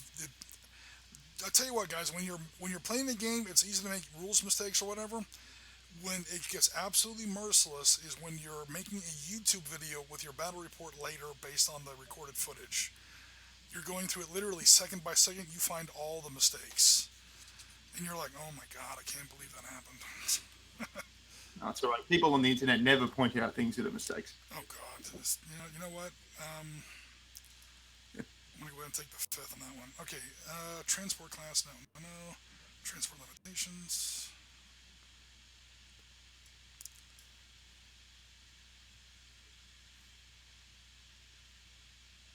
Oh yeah, Rasmus, you're definitely right. Assaults are awesome, especially since I can take POWs. So Oh yeah, if you make, but right now your roll is ridiculously poor. yeah, it's And probably if not the best and idea. if you But, fail it, I get your guys as prisoners. mm.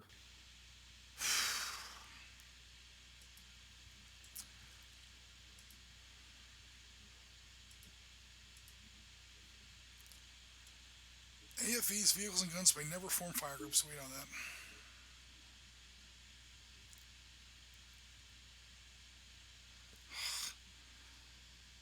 Gun has one rating.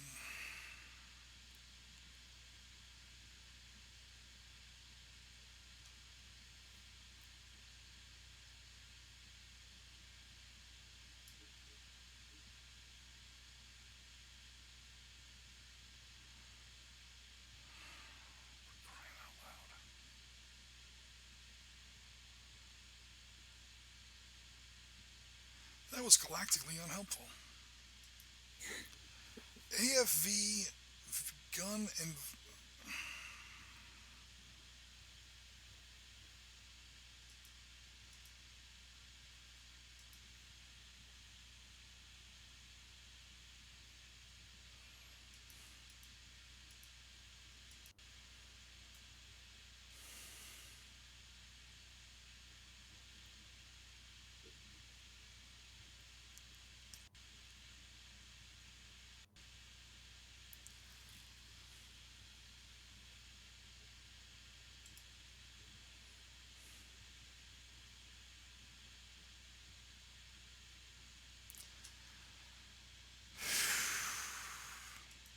I'm almost positive there's a rule in here that says,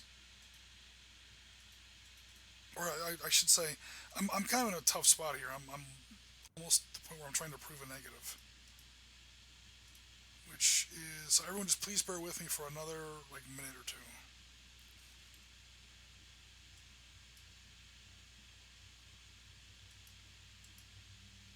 Sequence of play, command phase, fire phase, movement phase.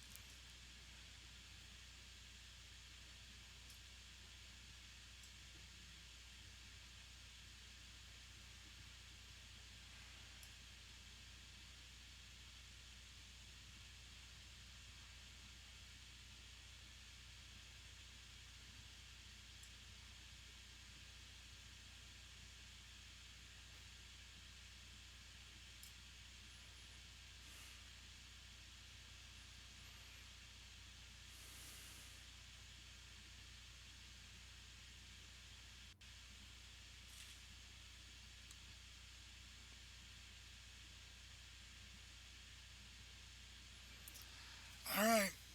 Stacking limits. No, two FEs. I know that. I know that. Vehicles and turning. Minimum move. Friendly hexes.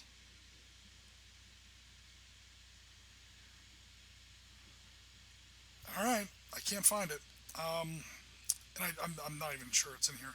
I think it might have been an overrun move or units like passage units can fire while inside a vehicle. You can literally fire over the side of the vehicle. It's probably what I'm Oh, thinking okay. of. Okay. Yep. All right. So that Centurion didn't. He backed up. No, see. Okay. The Centurion, when it was here, he could have fired at me even though he wasn't facing. He just could only use his E. That's basically his turret slewing to the side and firing. But then he would have taken RPG fire in the flank, which would have crippled him, although not destroyed him. He's not destroyed. Yep. He's there by himself.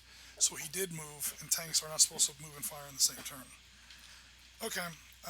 So technically he did move. He only moved three, but he did move. So he was not able to fire, which means because the way to do an assault is to put fire in the hex first, And what that Yes, what and that pin does everyone is then. it pins down at least a couple of guys. But all right, you are have to roll a 5 or less on 2d6. Okay, here we go. Go with God, man. Oh, double ones. Double ones. Double ones. See, now you're just playing with me. All right. After all that attempted mercy, you're gonna do me like that. All right. Double Oh, I was in ones. so much trouble. Yeah, you were. The dice Oh, smiled on you there. All right. So that's not an anti-personnel fire check, so no Australian sniper appears. It was an assault check. However, you do automatically win the assault. That is those units destroyed, which means two VC prisoners taken, including my company commander, just for morale purposes. Okay, guys, so the lesson there, no good deed goes unpunished. I spent 10 minutes of the stream looking for a way to spare his life, and he rewards me with snake eyes snake eyes on an assault check. I see how you are. That's okay though. It's still gonna cost him. It's gonna cost you 3 casualty points. There were yep. two So infantry units. everyone in that thing is. There were 2 infantry units in there, and there were 2 infantry units in there, and those are light woods. That counts as 1. That becomes 3. 1 plus 1 plus 3. 1 plus 1 So plus everyone 1. in that unit's. Everyone in the unit's pinned. Got it. And okay, law is used up. Grenades used up. Grenades used up. Anti-tank grenades used up.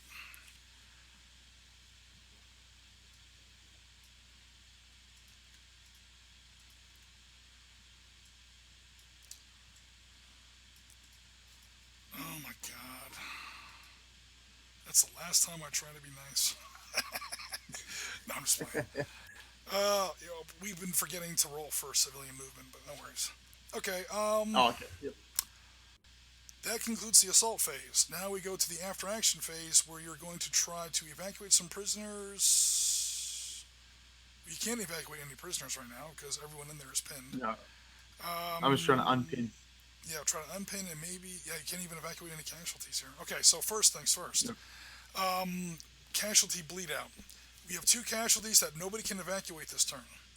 Okay, so they're not going to make it off the table this turn. You have to roll 1d6 for each of them. Okay. And a 5 A 4 and a 2. Okay, they're both still alive. A 5 or a 6, they bleed out and die. And they now count as double. But for the moment, they're still alive. So there is a ticking clock when it comes to getting casualties stabilized element Yep. in the game. So right now, they're still alive. Now, okay, this guy rallies on a 6 or less on 2d6. A 7. Does not rally. Medic rallies on a 6 or less. 6. The medic rallies, the officer does not.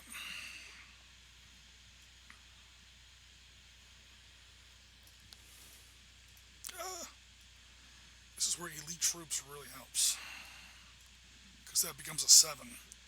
And anyone who plays craps knows the difference between a 6 and a 7 is a big one. Okay, next we have this officer. Let's see if Yep. you can. Evans. Yep. 6 or less. Yep. 3. Cool, you made it. Okay, now. This guy. You know what? I'm not going to worry about it. Yeah, this guy's 6 or less. I don't think Evans gets to apply his -2 because he's also rallying at the same time. Evans has to start the phase unpinned to apply his -2. So I'm sorry. You said, because if an officer tries to evacuate a casualty or a prisoner, they can't modify the rollover. Okay. So I think I'm hoping I'm getting that right. I'm going to look in the book later and probably see that I'm getting it wrong. So they rolled an 8. So they're not. That includes the blooper, and then we go to the medic. A 4. Your medics are harder than your troops, than your actual infantry. Okay, now we go back over here. Okay, Lieutenant Payne. A 7. He does not rally, barely. Half squad number 1. 4. Does rally. And half squad number 2. A 3. Oh, you made it. No, the whole reason of that A plus, that A star, you were getting a -1 on your assault. You actually had to make a 6 or less, not a 5 or less. Okay. That's the point of that A star that I literally just invented this morning and then promptly forgot about. You guys get that +1 bonus because Australians are just badass in close assault. Ugh, but you made the roll anyway, so all is well. Were there any other And I think assaults that got screwed up, or? the Huey, the Okay, crashed Huey. cool. No one down here has been assaulted yet, right? Anybody down here? No one Okay, did. cool. So, rules screw He up. rolls a 5. Yeah, rallies. Rules screw up compartmentalized. Alright, cool. We haven't actually made any huge mistakes yet. In our defense, guys, we are rolling out a lot of new rules here. Yeah, quite a few. Helicopters we've used before, but I have cleaned them up as far as how they're engaged and shot down, now that anyone's shot down on them yet. But I am rolling out tanks for the first time, so. Your dice from last weekend, you had terrible dice last weekend, Rasmus? Or you're talking about that Dark Star game?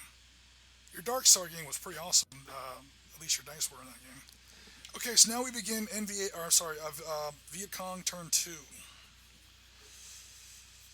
Oh boy. Let's wrap this game up fast.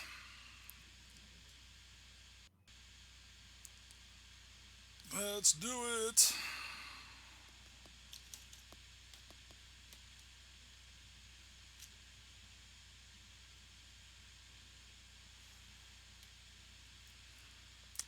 Alright, so let me be smart and do this right.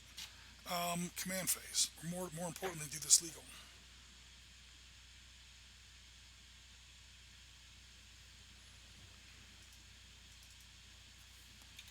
Splitting up that squad into 2 half squads.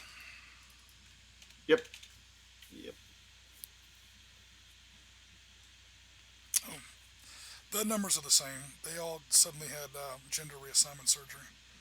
They all just became female sappers. No worries. This guy will also divide. And this time I'll get the right counter. Are they the same values? Before I totally screw this up? Yes. It should be. Yep, they are. It's pretty much like for flavor as far as the difference between a sapper and a regular Viet Cong fire team. They have the exact same values. Yep.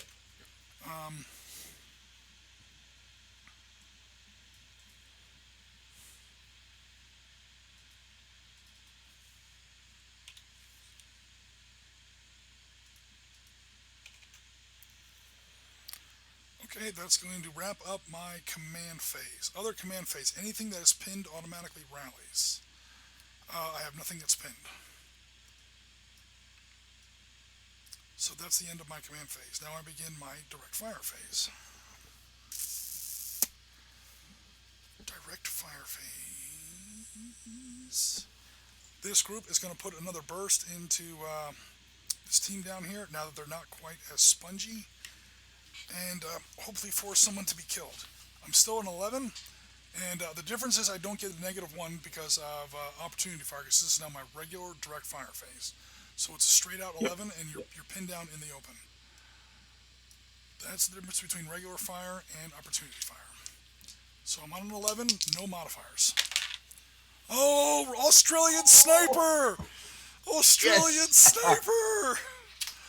Ah, die! Oh, Twitch. That's really bad. Oh no! All right. Oh. Good thing I have a counter made up for this. Australian sniper. Anyone in the Twitch stream who hasn't seen a sniper yet, I've only used it once. I think it was the PLO had a sniper once in against the Israelis, and it was friggin' awesome. So They are nasty. All right.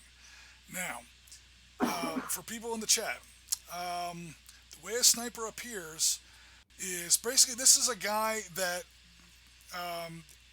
in most, especially low-level war games, you're almost playing a role-playing game. So right now, Dylan is pretty much playing Captain Evans. Okay, Captain Evans doesn't know everything that's going on here. One thing he didn't know about was this sniper. So apparently, Battalion has a sniper out here, and he heard all this commotion and ruckus. Maybe he saw that helicopter go down about an hour ago. He's like, you know what? Someone over here needs some help. So pretty much, this sniper now spawns, for lack of a better phrase. Okay. So what are we looking at here? Okay, so it has to appear within 6 hexes of the quote offending hex. By that I Yep. mean the people who roll the 12. Whenever you roll boxcars on an anti-personnel firepower check, the enemy team gets a sniper. Okay. I think I'll put him in D1 or something. Yeah. Alrighty. He has to appear under some kind of cover. He has to appear within 6 hexes of the offending hex, and he has to have a line of sight on the offending hex. He now makes an immediate sniper check. It does not have to be on that hex, but it can be on anybody within range. His range is 6. And the roll is straight out 1d6 minus the number, if any, minus the terrain bonus. Cover. Yeah, the terrain bonus of whatever hex he's in, and that's the number of his straight out casualty points immediately assessed. And then the sniper remains there for the rest of the game until I decide to flush him out, or you withdraw him. Yeah. So if you're going to go ahead and put him in Delta 1, he's there. He's got line of sight on at least 2 hexes that I can see, and he makes an immediate sniper attack on somebody. Actually, I take that back. No, he's going to make. He only has line of sight on What's one this? hex. Yep. All right, that's these Yeah, guys. he'll make a sniper shot at number 4. Cool. That is 1d6 minus 1 because I'm in light woods. So a modified 4. I have to take 4 casualty checks. There's only 4 casualty points in that hex. That's that whole stack wiped out by Australian Sniper Team. That'll teach me to try and shoot down Mr. Evans. Evans is like, oh my god, there's a sniper out there. Buy that man a beer at base camp tonight. Trust me. You probably just saved your life. Okay. Absolutely. That was huge. Yeah, that's the end of my left flank right there. Or my right flank, actually. Snipers. I hate snipers. Okay. Do I have any other more brilliant fire phases I want to do? Oh, sorry. If you'll indulge me a little bit, I'm going to go ahead and divide this team here as well. Oh, yep. Absolutely. Yep.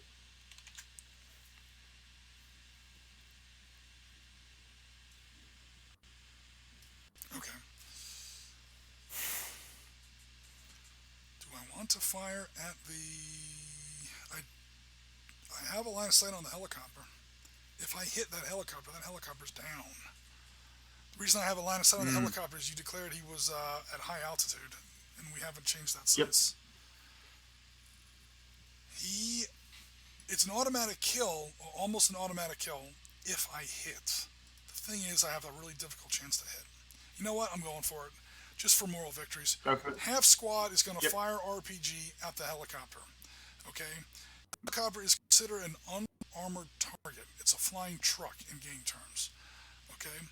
So, all anti-personnel firepower against them is considered half. This is while you're flying. Landed helicopters are ridiculously vulnerable. All unguided anti-tank fire, that includes RPGs, has a range of 6 and a to-hit chance of 5 on 2d6. There is an officer in there. The officer's going to help. My chance to hit is now a 6 or less on 2d6. If I hit, it's an armor-piercing weapon against an unarmored vehicle. Technically, by the actual rules of the game, he's automatically annihilated. However, I do have a anti-tank firepower versus helicopters, not heliocopters, they're not going to the sun, versus helicopters. If hit by a C-class weapon, you do get a 6+ save on 1d6. It is technically possible, although not very likely, for a Huey to survive a hit from an RPG. It has happened. That's why I wrote that save rule in there. But I have to hit first. This is why I put officers in all my RPG teams. to give them better chances. Okay, this game now owes me two. Number one, he rolled snake eyes, then I rolled boxcars. This game owes me a lucky break. RPG versus that gunship. That's a 7. I barely missed. That Oh, missed by the thickness of an extra coat of paint. that's That's a a hit. one rattled pilot. Oh. That RPG. The inside the cockpit, you can smell the smoke out of the back of the rocket. All right. What else is going on? That's this RPG and this other guy here. This clown here. Who else do I have in that neighborhood? 9, 10, and 3.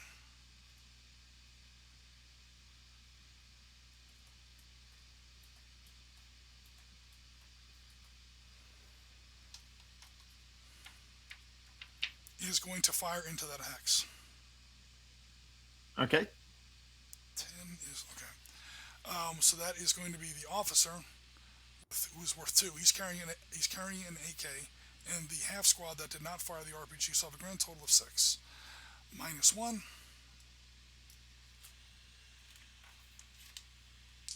Actually, I don't think I get to subtract the -1. He already applied his -1 with the RPG hit, so it's just going to be a straight out 6. Okay. In fact, I have to add And 1 they're because you're in light woods. okay. And they were moving. They still count as moving tactical. No, but it's no. Yeah, that's only. Because it's now it's now my movement phase. Yeah. So no, but it's not like I get opportunity fire because you're not moving. Yeah. That's cool. Good news, bad news. You're not moving. So it's straight up just +1 for the light woods because you're in the rubber trees. I get 6. No bonuses because again my officer already was doing something else. That's a 7. That becomes an 8. Dude, you're just like barely lucking out on all the. Okay, no worries.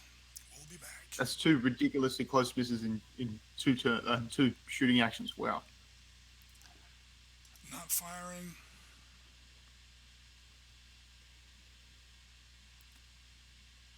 Not firing.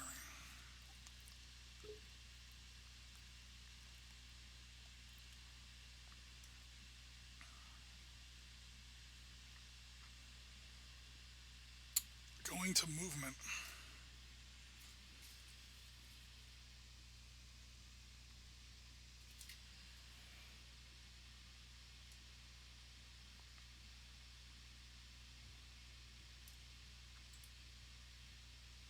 I'm now adjacent to at least one unpinned unit.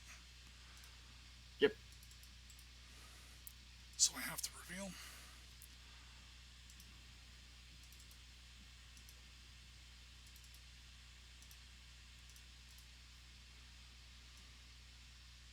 Oh, technically I have to reveal these guys as well because I'm now adjacent to at least one unpinned unit.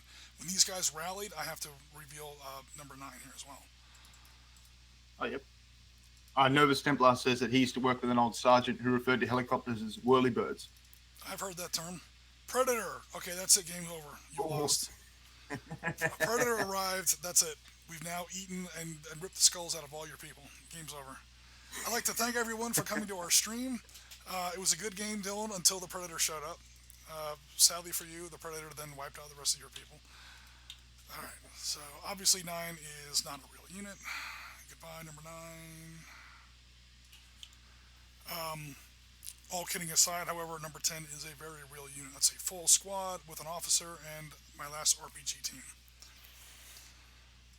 Alright, other movement. Yes, we do have other movement. Yep. Novus Templar and Australia whirlybirds are the ventilation fans that deal with the sewage gases. So oh no. that's just why I brought that up. So I'm not sure what he was saying about helicopters, but no, I've heard people call pretty much helicopters in general whirlybirds. Okay. Yep. I have heard that slang expression before. Ungroup, please. Oh my God, you're not ungrouping. Okay, there it is. Okay, so I can't fit everybody into that hex. I can only fit 4 infantry units in that hex. So one sapper team has to remain behind, probably to her doom. But nevertheless, she's gonna go ahead and chill out there. These guys are wiped out. Any other movement? No, no, no, no. Oh, yes, actually, I do have more movement.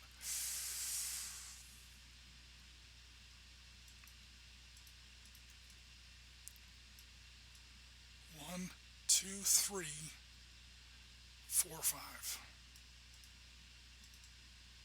Yep. Okay.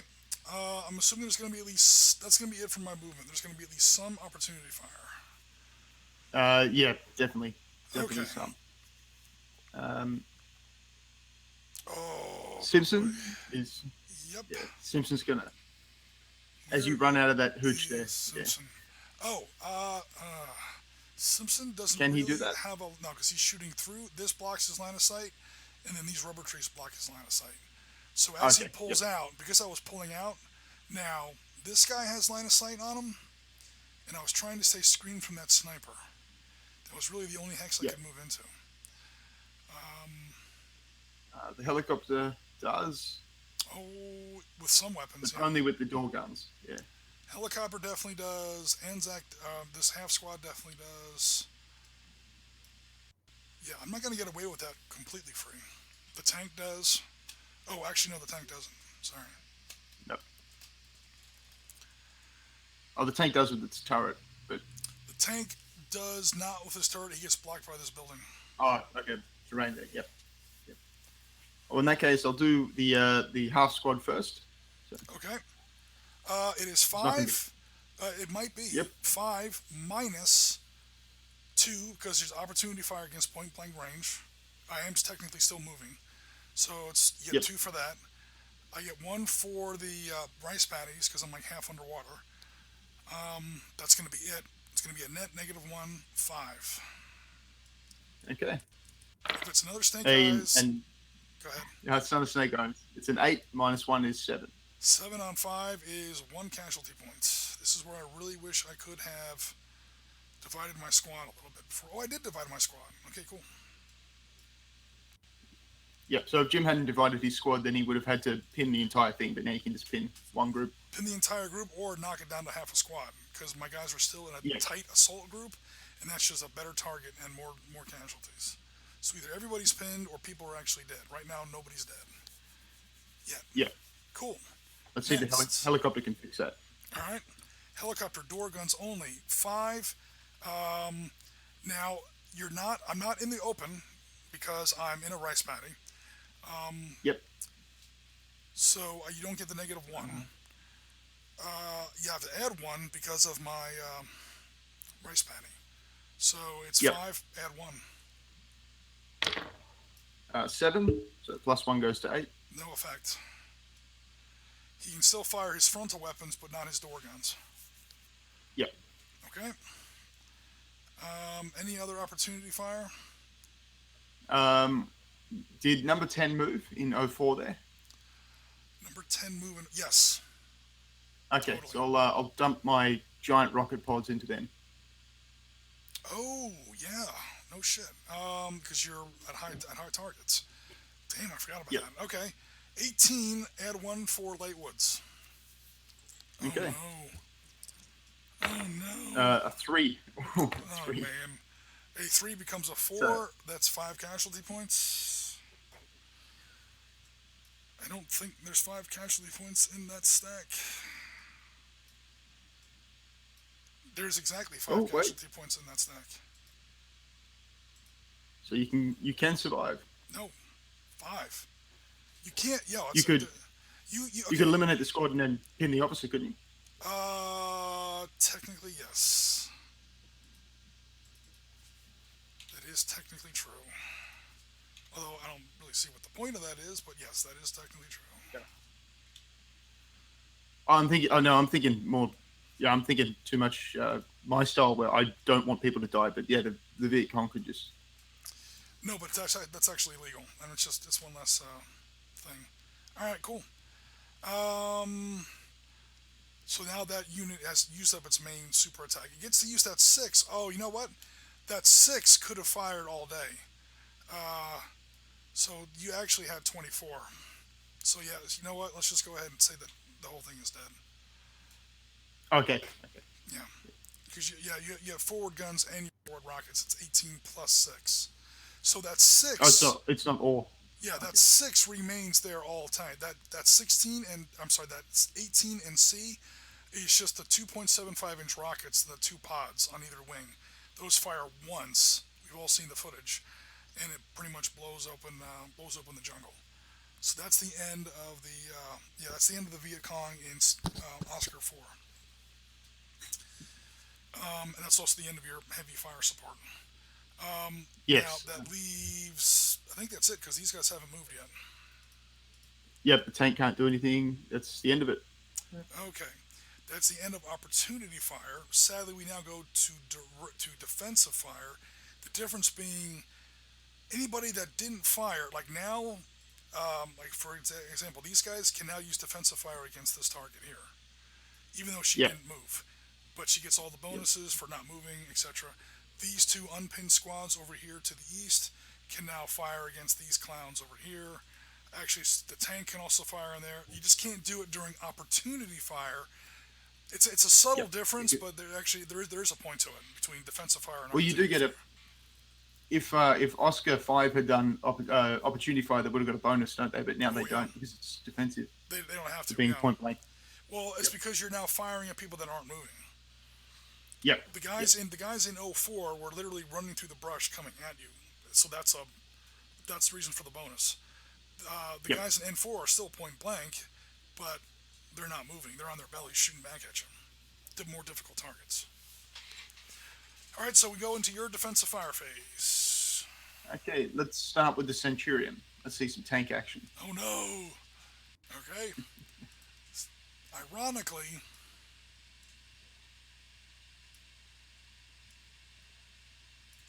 we go from center to center. Oh, you totally have line of sight. Absolutely. I was going to say, it's ironic that you're allowed to fire through your own hexes, but you're not allowed to fire through a civilian hex. That civilian is there. That's now illegal. But no worries. Yep. Yeah, you've got it. Oh no, it's 20. All right, you're on the 20. You're on the 20 row. I do get +1 for woods. Yep. Go for it. An 8. So And it becomes a eight 9. Becomes a 9. That is 1 guy pinned down. Oh, not great. I'll take it. If I remember correctly, the Australians had beehive ammunition in Vietnam, which is like a shotgun type round they put in the Centurions. This is why he has a 20. Yeah, they call it a beehive round. It's a flechette round. It's basically a big blunderbuss shot. Yeah, the Americans had the same general idea. So an E is roughly the E. Okay, to answer the question, the E is underpowered. That's his armor piercing value. The 20 is overpowered. So, like for an example, an 88 in this game, in World War II. Again, I have to go by World War II from Valor and Victory. Has an Yep. E16. 88 shell. This is a 105 millimeter shell, so that E should be an F or a G. But again, it's normally loaded with non-armor piercing ammunition, so that E is actually a lot less. He's not carrying Sabo or silver bullets or anything like that. He's not expecting to fight Soviet T-64s or anything. However, because he's carrying HE frag, white phosphorus, beehive rounds, things like that, that 16 went up to at least a 20, if not more. And you know what else I forgot to put on there? I forgot to put his machine guns on there. He should have machine gun ratings on here. So we'll say that because he was in such a rush when that helicopter crashed that started this mission, he didn't have time to load his machine guns. Yep. That's the narrative reason for that. But I'll fix that counter later. He should have some machine gun ratings up here in this upper right-hand corner. Because he's got a bow machine gun, and of course he has a machine gun on the roof as well. Okay, so that's his defensive fire. We have 2 squads. Of course, Lieutenant Payne cannot help, but we do have 10 Yep. points. He gets 10 at +1 if he wants to. Yep, they'll both fire. Okay. A 5. A modified 5. A modified 5. That's 3 more casualty points. Dead and dead.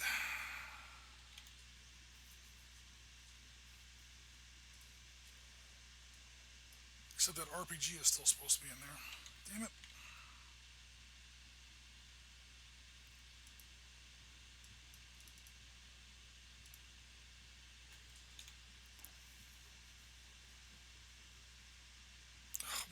there's a that probably won't matter, but There's an RPG. there's going to be an Yep. RPG in there when he rallies. Okay. What else? Oh, Medic Simpson.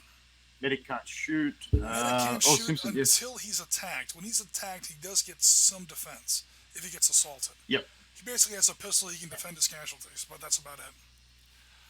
Any mathematicians in the stream audience will know why he has to have some kind of defensive assault value. Yep. Because you can't have that'll be an irrational number to use. Oh By yeah, himself. I literally didn't even think of that. Yeah, he would be dividing by 0. There you go. See, I was so smart I didn't know it. I was just thinking he literally has a pistol, but now that you mentioned it, you are literally be dividing by 0. Yeah, there you go. See, I actually meant that. That's part of my ingenious game design. I take total credit for that. All right, so we have if Simpson fires his whole stack in there, we're looking at 15. 15, yep. Add 1 to the die roll, 2 for my building, 1 off for your officer. So 15, Okay. add 1. 7 plus 1 is 8. 8, that's 1 person pinned. There's only 1 person in there, or 1 team in there. She's pinned. Oh no! Stop picking on me. Okay, and technically your your M113s can blast away at somebody if they want. They'll blast away at that pinned lady. She's Okay, she is out of that's her only gas. target. 24. You have to add 2 to the die roll, however. Yep.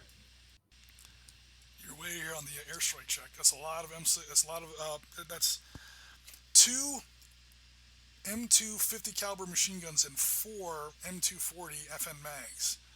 That cyclic rate of fire just into that hooch. Oop, drop 1. 2 and 4 is 6. Goes to 8. 6 goes to 8. That's 2 casualty points. There's only 2 casualty points in there. Yeah, she is dead. Burp. Oh no, that wasn't nice. All right.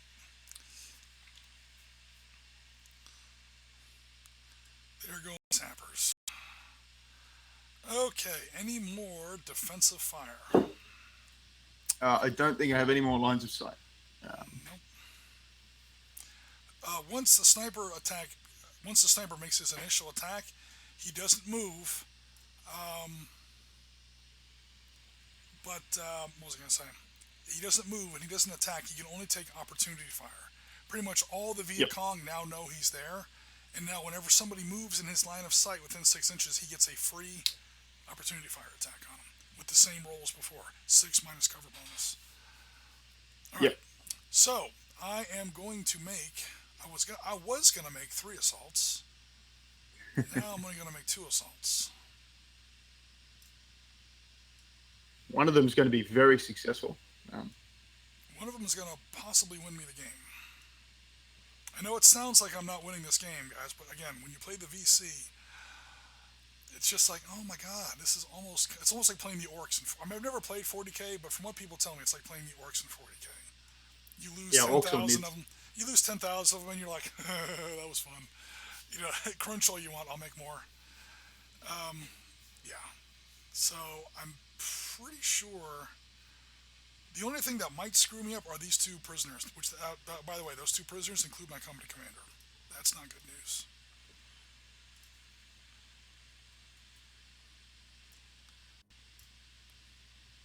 And frankly, the way the dice have been going, if I even come close to winning this game, I will be happy as hell. I'm happy with it. All right, here comes an assault. Okay, we'll do this one first. First of all, there's a pinned unit in that hex. As soon as that happens, instant casualty. That's it for Mr. Badco. Now, I am looking at 4, 4, 12, and oh god, I think I overkilled this. 4 and 4 and 3. You think? Well, I didn't know if someone was going to rally or if you were going to get some more people in there or something. You know, 4, 4. I'm just now realizing 11 plus 6 is 18 versus 2. That medic gets a 2 when he's assaulted, so it's 9-1 odds. Should I throw in any grenades? technically the medic can throw a grenade. Does a medic want to throw a grenade? No, I'm not gonna throw a grenade. Where is the stupid chart? The chart stops at 4-1. Do I have any officers? Thank goodness. I have an officer in there, so that just gave me a +1 bonus. I have to roll an 11 or less. Here comes a 12, folks. You ready for a 12? Here comes a 12. Okay, that's a 7. Okay, so that is probably game. Because now we are looking at 4 casualties. The medic does count. And I own this hex, which means, mommy, can I keep them? These are 4 units worth of guys that are going to wake up somewhere unpleasant. Now, there was 1 functional infantry unit in there that counts as the medic, and he's in light woods, so that did cost me 2 casualty points. Yep. So, knock him off. I'm not pinning anybody because I'm sure I'm about ready to get counter-assaulted. So I am choosing to be bloody and take the casualties. Because I want to keep this. Yeah, so here we can this hex. Here we can really see the difference between a free world force and a guerrilla force. Well, Jim's perfectly happy to just lose guys. You have to, and even if I was playing free world force, I'd probably be making the same mistake. Because that brings up a good point. Let's say for a second that I was playing, Marine Corps or something. First World Force, Free World Force. I call them regular army because one game that's actually kind of been requested a few times is something in the Chechen Civil War. So there, the regular force is the Russian Federation. It's not exactly free world. The main difference from a rule mechanic wise, I'm not trying to moralize here, but from a rule mechanic wise is regular army versus an irregular army. So even when I was making this attack as a regular force, I'm about to get the crap assaulted out of me next turn. If I have to take 2 casualty points, that's 2 pins. Okay? Now, after action phase, I get a chance to rally. I do have an officer in there, but do I really want to take that chance? Note the turn sequence. This is the end of my turn.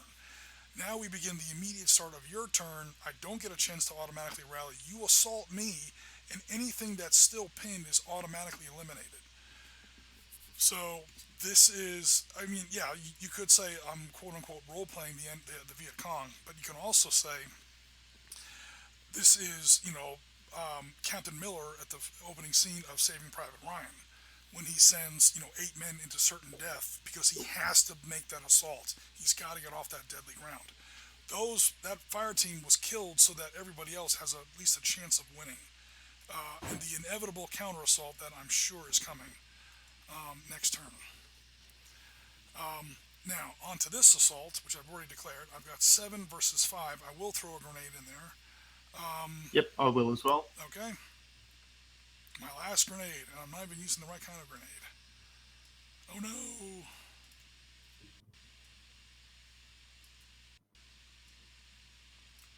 I think psychologically it doesn't matter if you see any kind of grenade coming at you. That's gonna. Yeah. So we both get to subtract 1. That is going to be 1-1. My 7 versus your 5.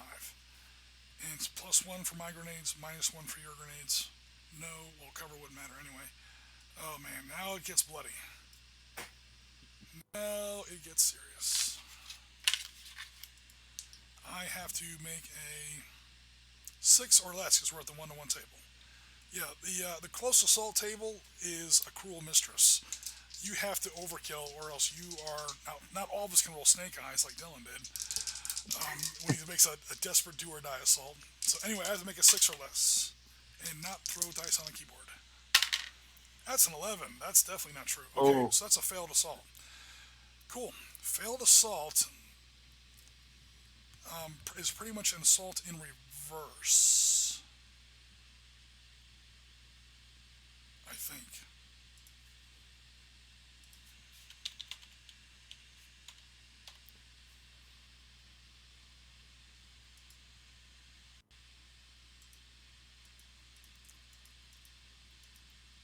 There's one rule I want to look up super fast.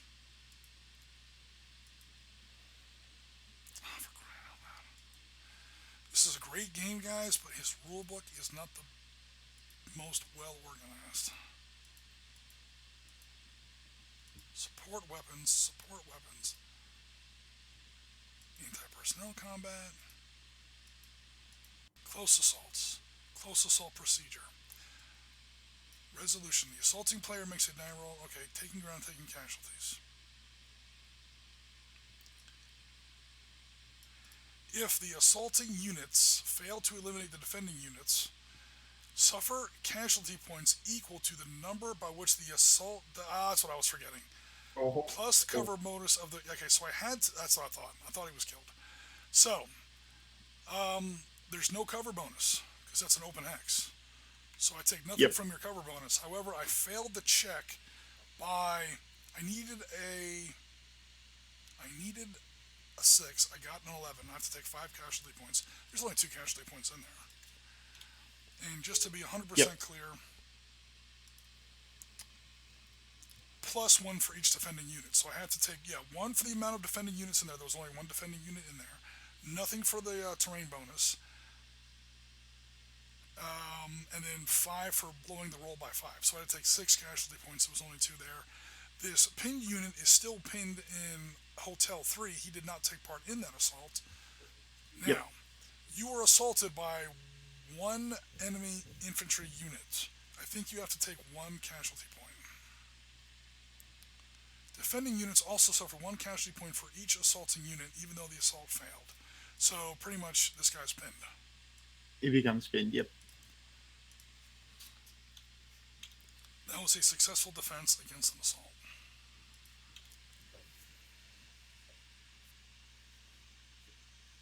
He was not taken in a... This is one thing that we were doing wrong, in case Rasmus says anything. Because I think we were doing this differently in one of his games in Lebanon. You do not take prisoners. You have to take prisoners. The only way you can take prisoners is in a successful assault. You have to attack me and assault my hex. Okay, I think before I launched an unsuccessful assault against him, and I wound up giving him prisoners, which actually is not the way the rule's written.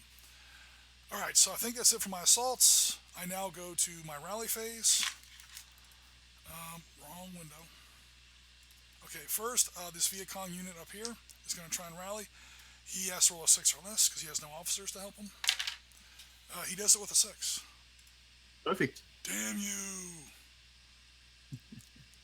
And this guy over here is going to try and rally. A 4, he rallies as well.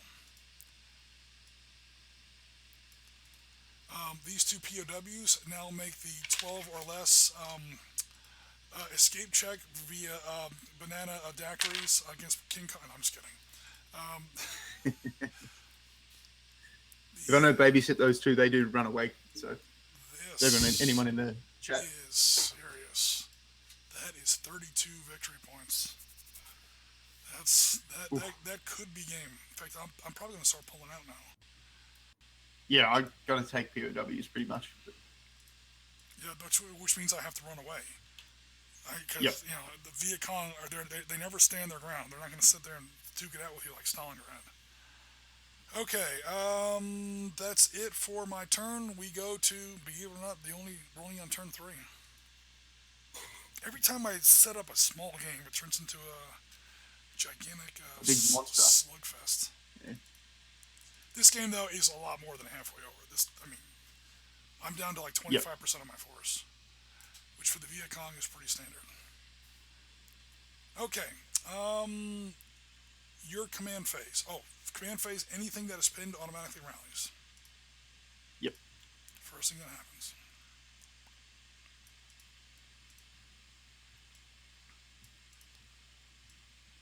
Okay, I'll combine... sorry, there's more. Yep. I'll combine Evan's section into one 10-man section. You're talking about Evans? Oh, sorry, not Evans. Yeah. No worries. Simpson, sorry. No worries. Getting ahead of myself. Oh, I see what's coming. I see what's... Oh, no, I have to go all the way back here.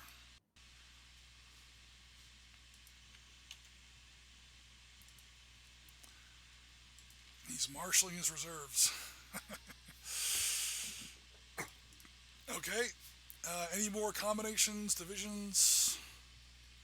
No more combinations or divisions. No off-board fire because I didn't put it in the game. So I'm trying to keep it small and short. Didn't work. You know what? We're not even at 3 hours yet. Let me not talk too much smack. Okay. Now we go to your direct fire phase. Okay. H4 is going to fire at the Viet Cong.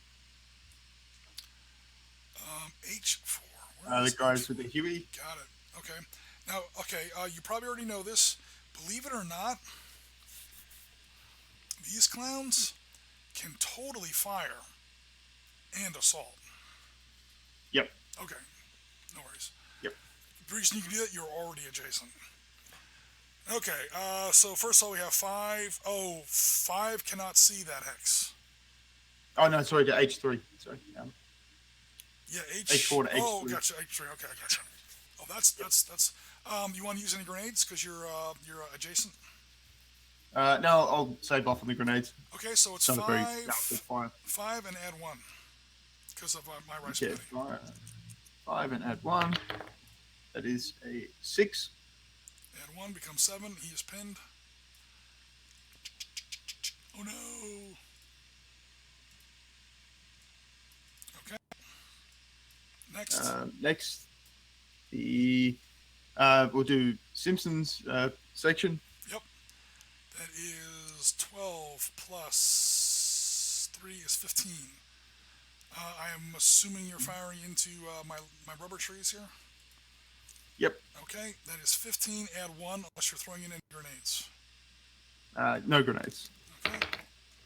So a 10. Becomes an 11. No effect. Got lucky on that one. Yeah. And the gunship into N4, just for overkill. Gunship into N4. Okay, you can fire door guns plus 4 guns. That's 11 points. You have to add 1 for my rubber trees. Yep. And 8. 8 becomes a Plus 9. one is No 9. effect. Just missing everything. Yeah, how does it feel? The Centurion into N4. Hit this poor guy with a beehive. No. Okay, that is 20 into, yeah, you have to add 1 to the die roll for my woods. There you go. 5 plus 1 is 6. Okay, he got stung by the beehive. 5 becomes 1 for rubber trees, becomes 4 total casualty points. It's only worth 2 casualty points. Splat. There you go. Everyone saw that on stream, right? The Centurion killed somebody. The stream is now complete. The number of times I've been requested to do something with. Well, here's the thing: the British, no matter what they say, were not really involved in Vietnam. So whenever people start talking about Vietnam, they kind of live vicariously through the Australians. I mean, we see it literally in the marketing. I mean, look at Flames of War. I mean, it's like Yeah. you know the Australians made up like 1/2 of 1% of the people in there, but I'd say 1 group out of 3 around the world is going to play some kind of Australians or New Zealanders or who knows what. And there were a fair few British who actually quit the British Army and joined the Australian Army to be part of the war, but there were no actual British big British units. troops and stuff like that. Yeah.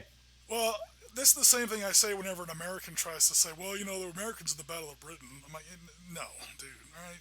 No, there were Australians in the Battle of Britain. There were They weren't. Americans in the Battle of Britain. They weren't with the American Air Force. I mean, There were Americans in the it's almost the like Americans in the British Army in First World War in it's day almost one. it's almost cultural appropriation. It kind of rubs me the wrong way sometimes. It's Yeah. If you want to be that loose, you can say everyone was everywhere all the time. So. yeah. Okay, so I'm not sure if you have any more direct fire. He is fired. He is fired. They fired. I don't think he has any targets left unless he wants to try and spot somebody. No, they're gonna spot the old-fashioned way. Okay. Cool. So then we go to is it movement or defensive fire? It's movement, right? Yeah, your movement phase. Movement. All right, so nobody that fired is allowed to move. Yep. So Evans will take his half section and their blue bar, one space north. Okay. And that is a legal stack. Why? Because he combined his squads earlier. That's a whole big mess of pissed off Australians right there. Look at that. Oh no. That's a legal stack. I'm very sorry to say. One, two, three. That's a four. That's a legal stack. The medic can't fit in there, but everybody else can. The medic will go F6, G6, H5, and then into the Huey. So he'll F6. Okay, so yeah, so he'll take the circuitous route, so he never exposes himself to enemy fire. One, Yep. 2, 3, 4, 5, 6. He can't quite do that. Oh, so he'll end up in the rice paddy. One, two. Wait a minute. He started off here, right? Yep. 1, 2, 3, 4. Yeah, he can do it because he's an Australian. Yeah, I call it the Australian stormtrooper move. They get that extra point of movement. James Evans, that was for you. All right. I don't want to hear any more complaints about Australian movement rates in this game. Okay. No, I'm just kidding.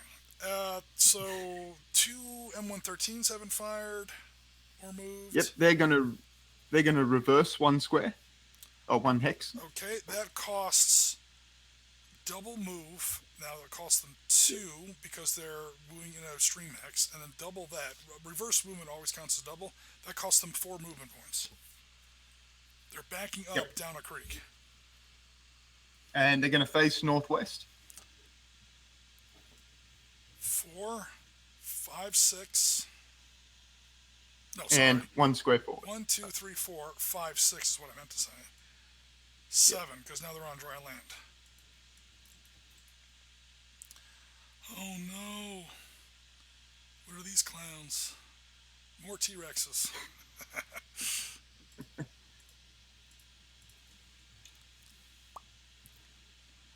Go away, Mr. T-Rex. All right. I'm pretty sure that's it. Oh, and I'm sorry. Payne will move to N4. So Payne will just. Payne will move to N4. He's got to take his prisoners With him. with him. Yeah. With these guys with him. Yep, he's got to take his I prisoners assume with that him. Yep. I'm hoping that's a blank. I'm pretty sure it is.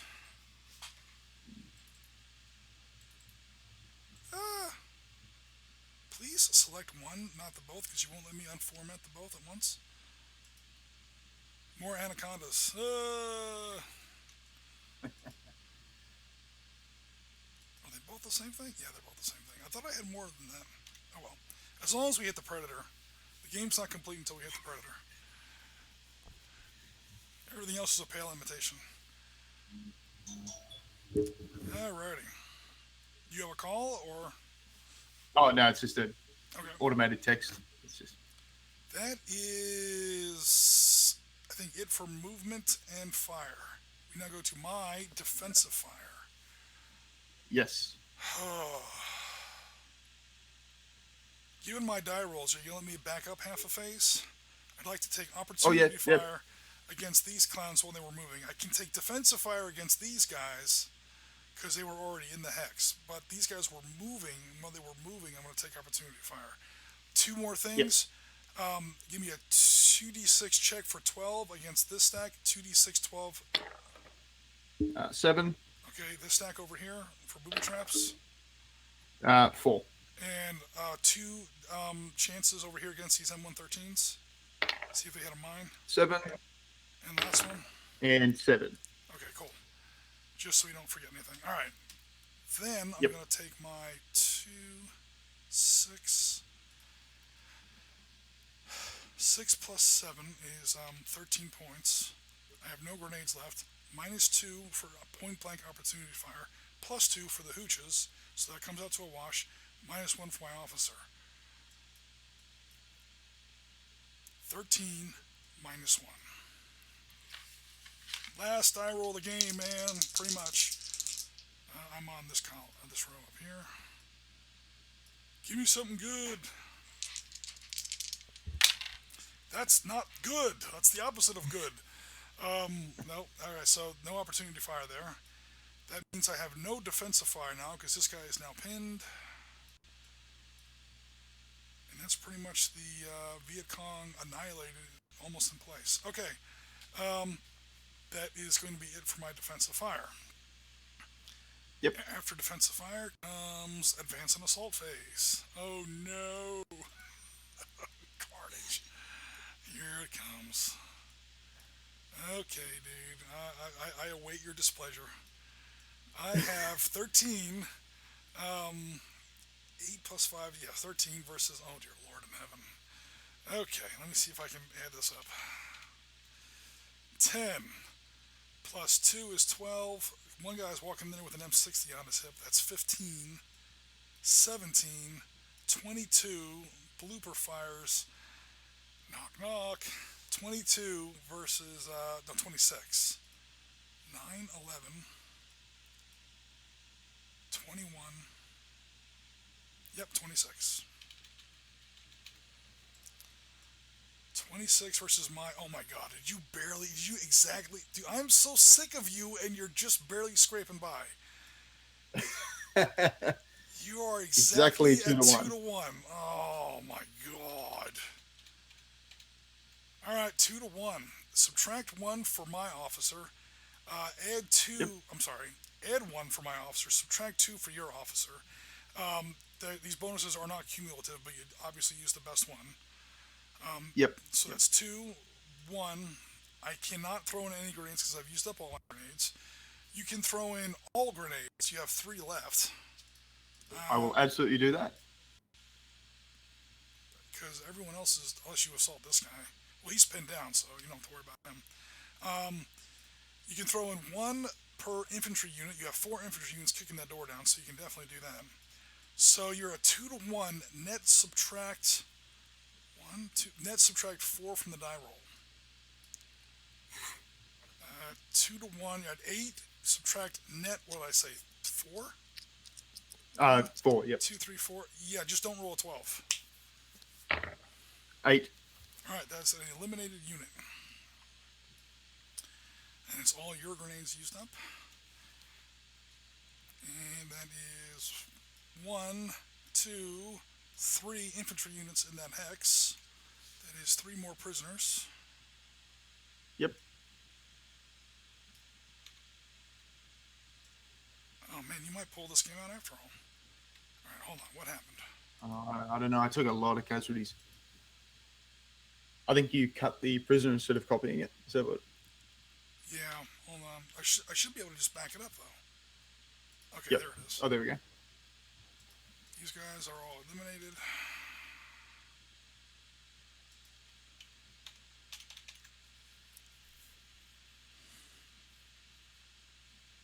Come on. Oh, I think I made one too many.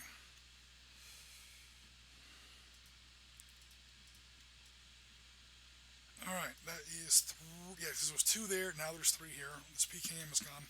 Now there was 3 infantry units in there, and there is light woods that cost you 4 casualty points. Yep. So everyone is pinned. Okay, that is legal. Because you will not have a single unit left on the board Yeah. after my H4 to H3 assault. Okay. Yeah. One thing I'm probably going to be tweaking in the future is there has to be at least one person in good order. Again, the rule is not written, so I'm not saying we do that. But I am, if we ever play again, I'm trying to think of, like right now everybody's pinned. Who's keeping those prisoners there? Yeah. They can just run the price back, but don't worry about it. That's how we've been playing it. Then you're going to go ahead and assault this guy. You assault this guy, he's automatically killed, or I should say automatically a prisoner because he is pinned. No losses, no dice roll required. It just happens. Assaults get very nasty against pinned down units, and that is game, and that is the NVA or the Viet Cong tabled. No big surprise. That happens all the time. Now comes the fun part. Adding up all them points.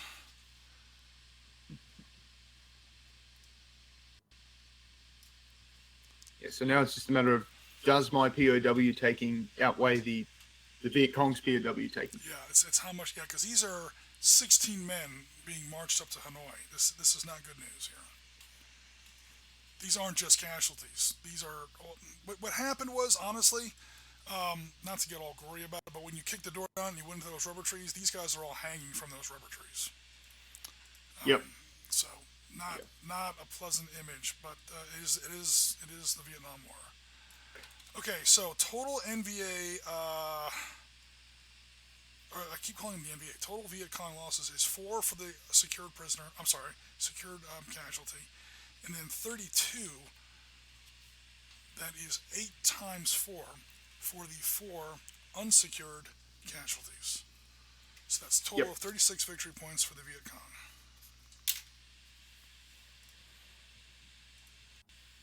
How many points did I even have? 1, 2, 3, 4, 5.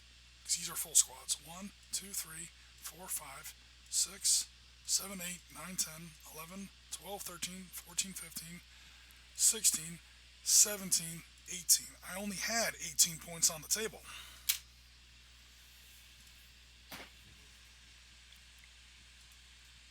So that's 18, and you killed everybody. 18, Yep. and you have 5 prisoners. So that means 13 kills. Oh, sorry, 1, 2, 3, 4, 5, 6 prisoners. So you only have 12 kills. That's 12 points for kills. Then the other 6 are now times 4. 6 times 4 is 24, plus your original 12. That is a tie game at 36 all. Oh, wow. That is a tie game. That is a tied Ooh. game. How cool is that? That was ridiculously close. Is anybody? You literally can't get closer than that. Is anyone else even still in the stream? Okay, so just in case. Okay, there's the actual crew. I actually kind of started with a slight advantage here. There's the actual crew of that helicopter that was technically counts as a casualty. You always get 4 points as a casualty for the irregular forces.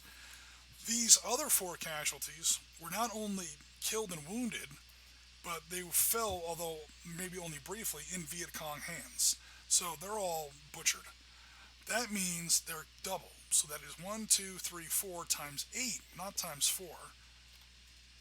4 times 8 is 32. That gives me a total of 36. That's the VC score right there. Actually, you know what? I have a slide for this. You know what? I have officers and everything. You know what? Never mind. That gets into officers and all this other mess. Okay? That is the VC score. Now, if we look at our construction tab, we see that 1, 2, 3, 4, 5, 6, 7, 8, 9, 10, 11, 12, 13, 14, 15, 16, 17, 18. There were only 18 casualty points, or whatever you want to call it, 18 units worth. Again, these are full squads, they count double. These are half squads, they count as 1. 1, 2, 3, 4, 5, 6, plus this doubled makes 12. 18 total points. So he eliminated 18 total points. However, 6 of them are prisoners. That means 12 of them were kills. I know that's a weird way to do the math, but when you're playing the Viet Cong, it's literally easier to just go back to the beginning, see what you started with, and then count what's left, than try to actually count casualties. It gets crazy. So we have 12 units. By units, I mean either half squads or officers killed, and 6 more taken as prisoners. Prisoners count the same as casualties for the free world, so that's basically 6 times 4 is 24. So 12 plus 24 is the same 36. We have a game that has come down to a dead tie at 36 all. That is Wow. nuts. Thanks, Jim. Thank you, sir. Thanks, Jim. I love having really close games. I like a tie even better. The Viet Cong fought the Australians to a draw, even though I had big boy Centurion here. Although he only killed half a squad. Still, he was frightening. It was nice and scary. Oh yeah. I threw half my army at him, and he's pretty much standing there going, "What? When's the battle going to start, guys?" The only thing that we slightly screwed up, or I should say I slightly screwed up, was the civilians. At the beginning of every movement phase, we're supposed to roll a d6, and if the d6 result is a 4 plus, basically it's 50-50, they move 2 hexes in a random direction. Pretty much these are panicked civilians, they run all over the place, and they're basically terrain with legs. Neither side really controls them, but the Viet Cong can definitely take advantage of them. Like if they suddenly decide to run here, right before you do that assault, congratulations, you're not assaulting that hex. Yep. Technically, you can, but guess where the first 2 casualty points are being assessed? And Yeah, you don't want to do those count as 8 points. So there's 16 points to me. Because now there's going to be a newspaper footage of an Australian soldier with his bayonet in a pregnant, Viet Cong or Vietnamese woman's belly or something, and that's the end of the war for Australia. That's going to get back to the politicians, and yeah, that's baked into the game. You do technically have that choice for really, really, really desperate situations. I've seen it happen once, where actually it was Marine Corps. They just said the hell with it. I'll take the casualty point. I'll take the victory points. There was a big hill, and on the top of that hill was a hooch, and in that hooch was a douche, a Soviet-made 50 caliber machine gun. And I was waiting and waiting and waiting for that stupid guy, that stupid civilian to move. He just wouldn't move. And finally, I'm like, hit it with mortars, and I'll explain it to the captain when I get back to base. I think the Marines did end up losing that game, but only by like 2 points. It wasn't that bad of a decision, but the rules and the math are specifically designed to where that is a very, very rare occurrence.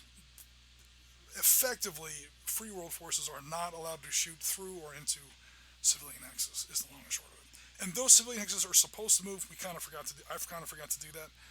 No worries. It was still a great game. I definitely like the sniper up here. This guy totally helped.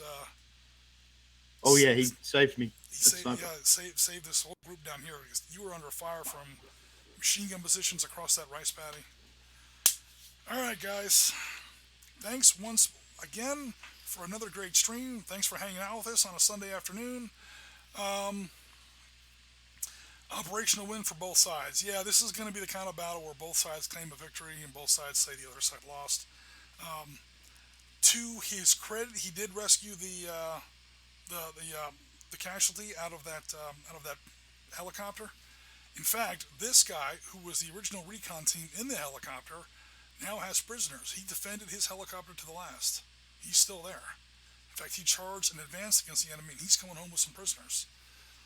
So he might be getting a... one thing we did forget to do, that might be semi-fun. When this assault went in... Hold on. And you rolled Snake Eyes, that's not a sniper, that's a Valorous unit. Valor, whenever you'd say, to hit attack roll, okay, never mind, sorry. I was going to see if any of you guys are actually coming home with a literal medal. Yes, the game does have rules for that. If you roll Snake Eyes on an anti-personnel or an anti-tank to hit check, it doesn't say assault. You know what? Assaults are where medals are won. So you had 3 units in there that made that assault. Okay, do me a favor, roll 2d6 and try to get under a 3 twice. Okay. Just for fun. 5 and 11. And then see if this guy can roll under a 6, the officer. 6. He got it.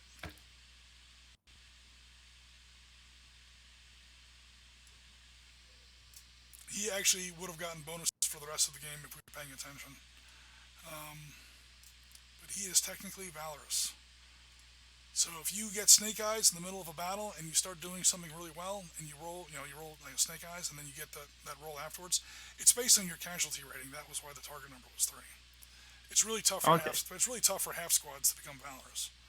Full squads, however, somebody in that squad did something next level. Yeah, he was either going to come home with a medal or a pretty severe reprimand for that. So. Well, the way it happened to work out, and this is literally the die roll. You rolled a 6, he's coming home with a medal. The way this report's being written is he saved the day.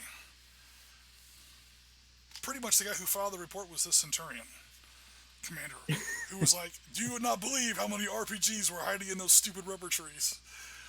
It was like the entire Russian production in 1969 RPG. They built the RPG factory in those rubber trees. It was RPGs for days, man. I owe that man my life. Okay, battalion commander says give him a medal. Put away the NJP proceedings. But I mean, it's funny that you say that, but that's literally kind of the point of the die roll: is how is that battle? How is that action remembered? Okay, it's remembered well. Okay, cool. He'll get that medal. So that is the game, folks. And okay, besides just having something fun to talk about, it actually does give him kick-ass bonuses through the rest of the game. He gets +1 on his attack factor. He gets doubled on his assault. He gets to automatically just literally take it on the chin and ignore the first casualty rating.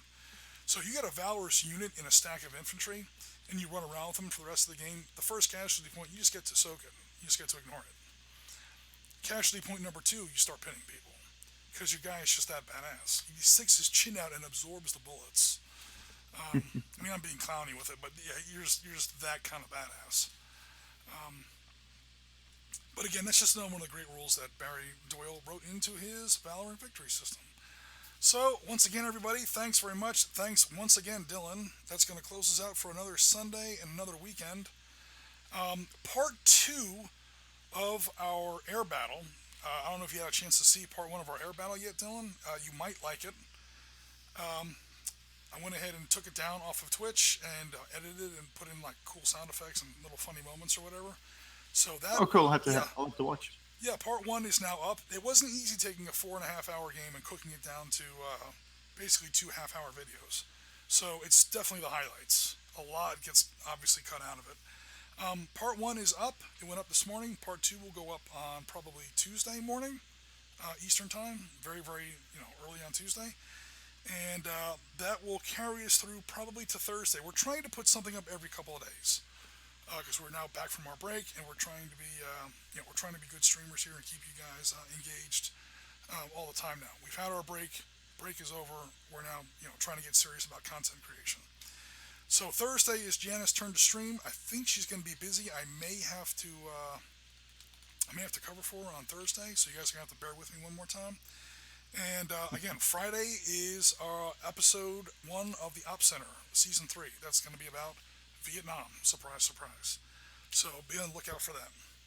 Thanks one more time, everybody, for hanging out with us on a Sunday. Thanks again to Dylan for getting up at the crack of dawn to game with us. And I'm thanks to Jim for creating the whole thing. Oh, cool. And thanks to Barry Doyle. Oh, seriously, I mean, it's not often that game designers get thanked, but not only did he create this game that kind of resurrected the old advanced squad leader type games from the 1980s, but then he put it up on various websites, and he charged the price of $0.00. This game is free. Go to valor-and-victory.com or Board Game Geek. You won't get the Vietnam version because I created that, but his World War II original is on there. Maps. There's a huge community. People make their own scenarios. They make up their own units. There's guys who make Gurkhas. There's a guy on there who has created Mars attacks in Valor and Victory. It's insane. I'm not kidding.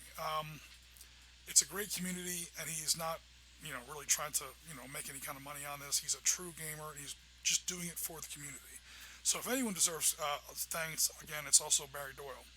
So that's going to close out the stream. Thanks again, everybody. I will talk to everyone later on in the week. I'm going to go ahead and close out the stream, and I will be in touch with everybody, sometime during the week. Take it easy, everybody.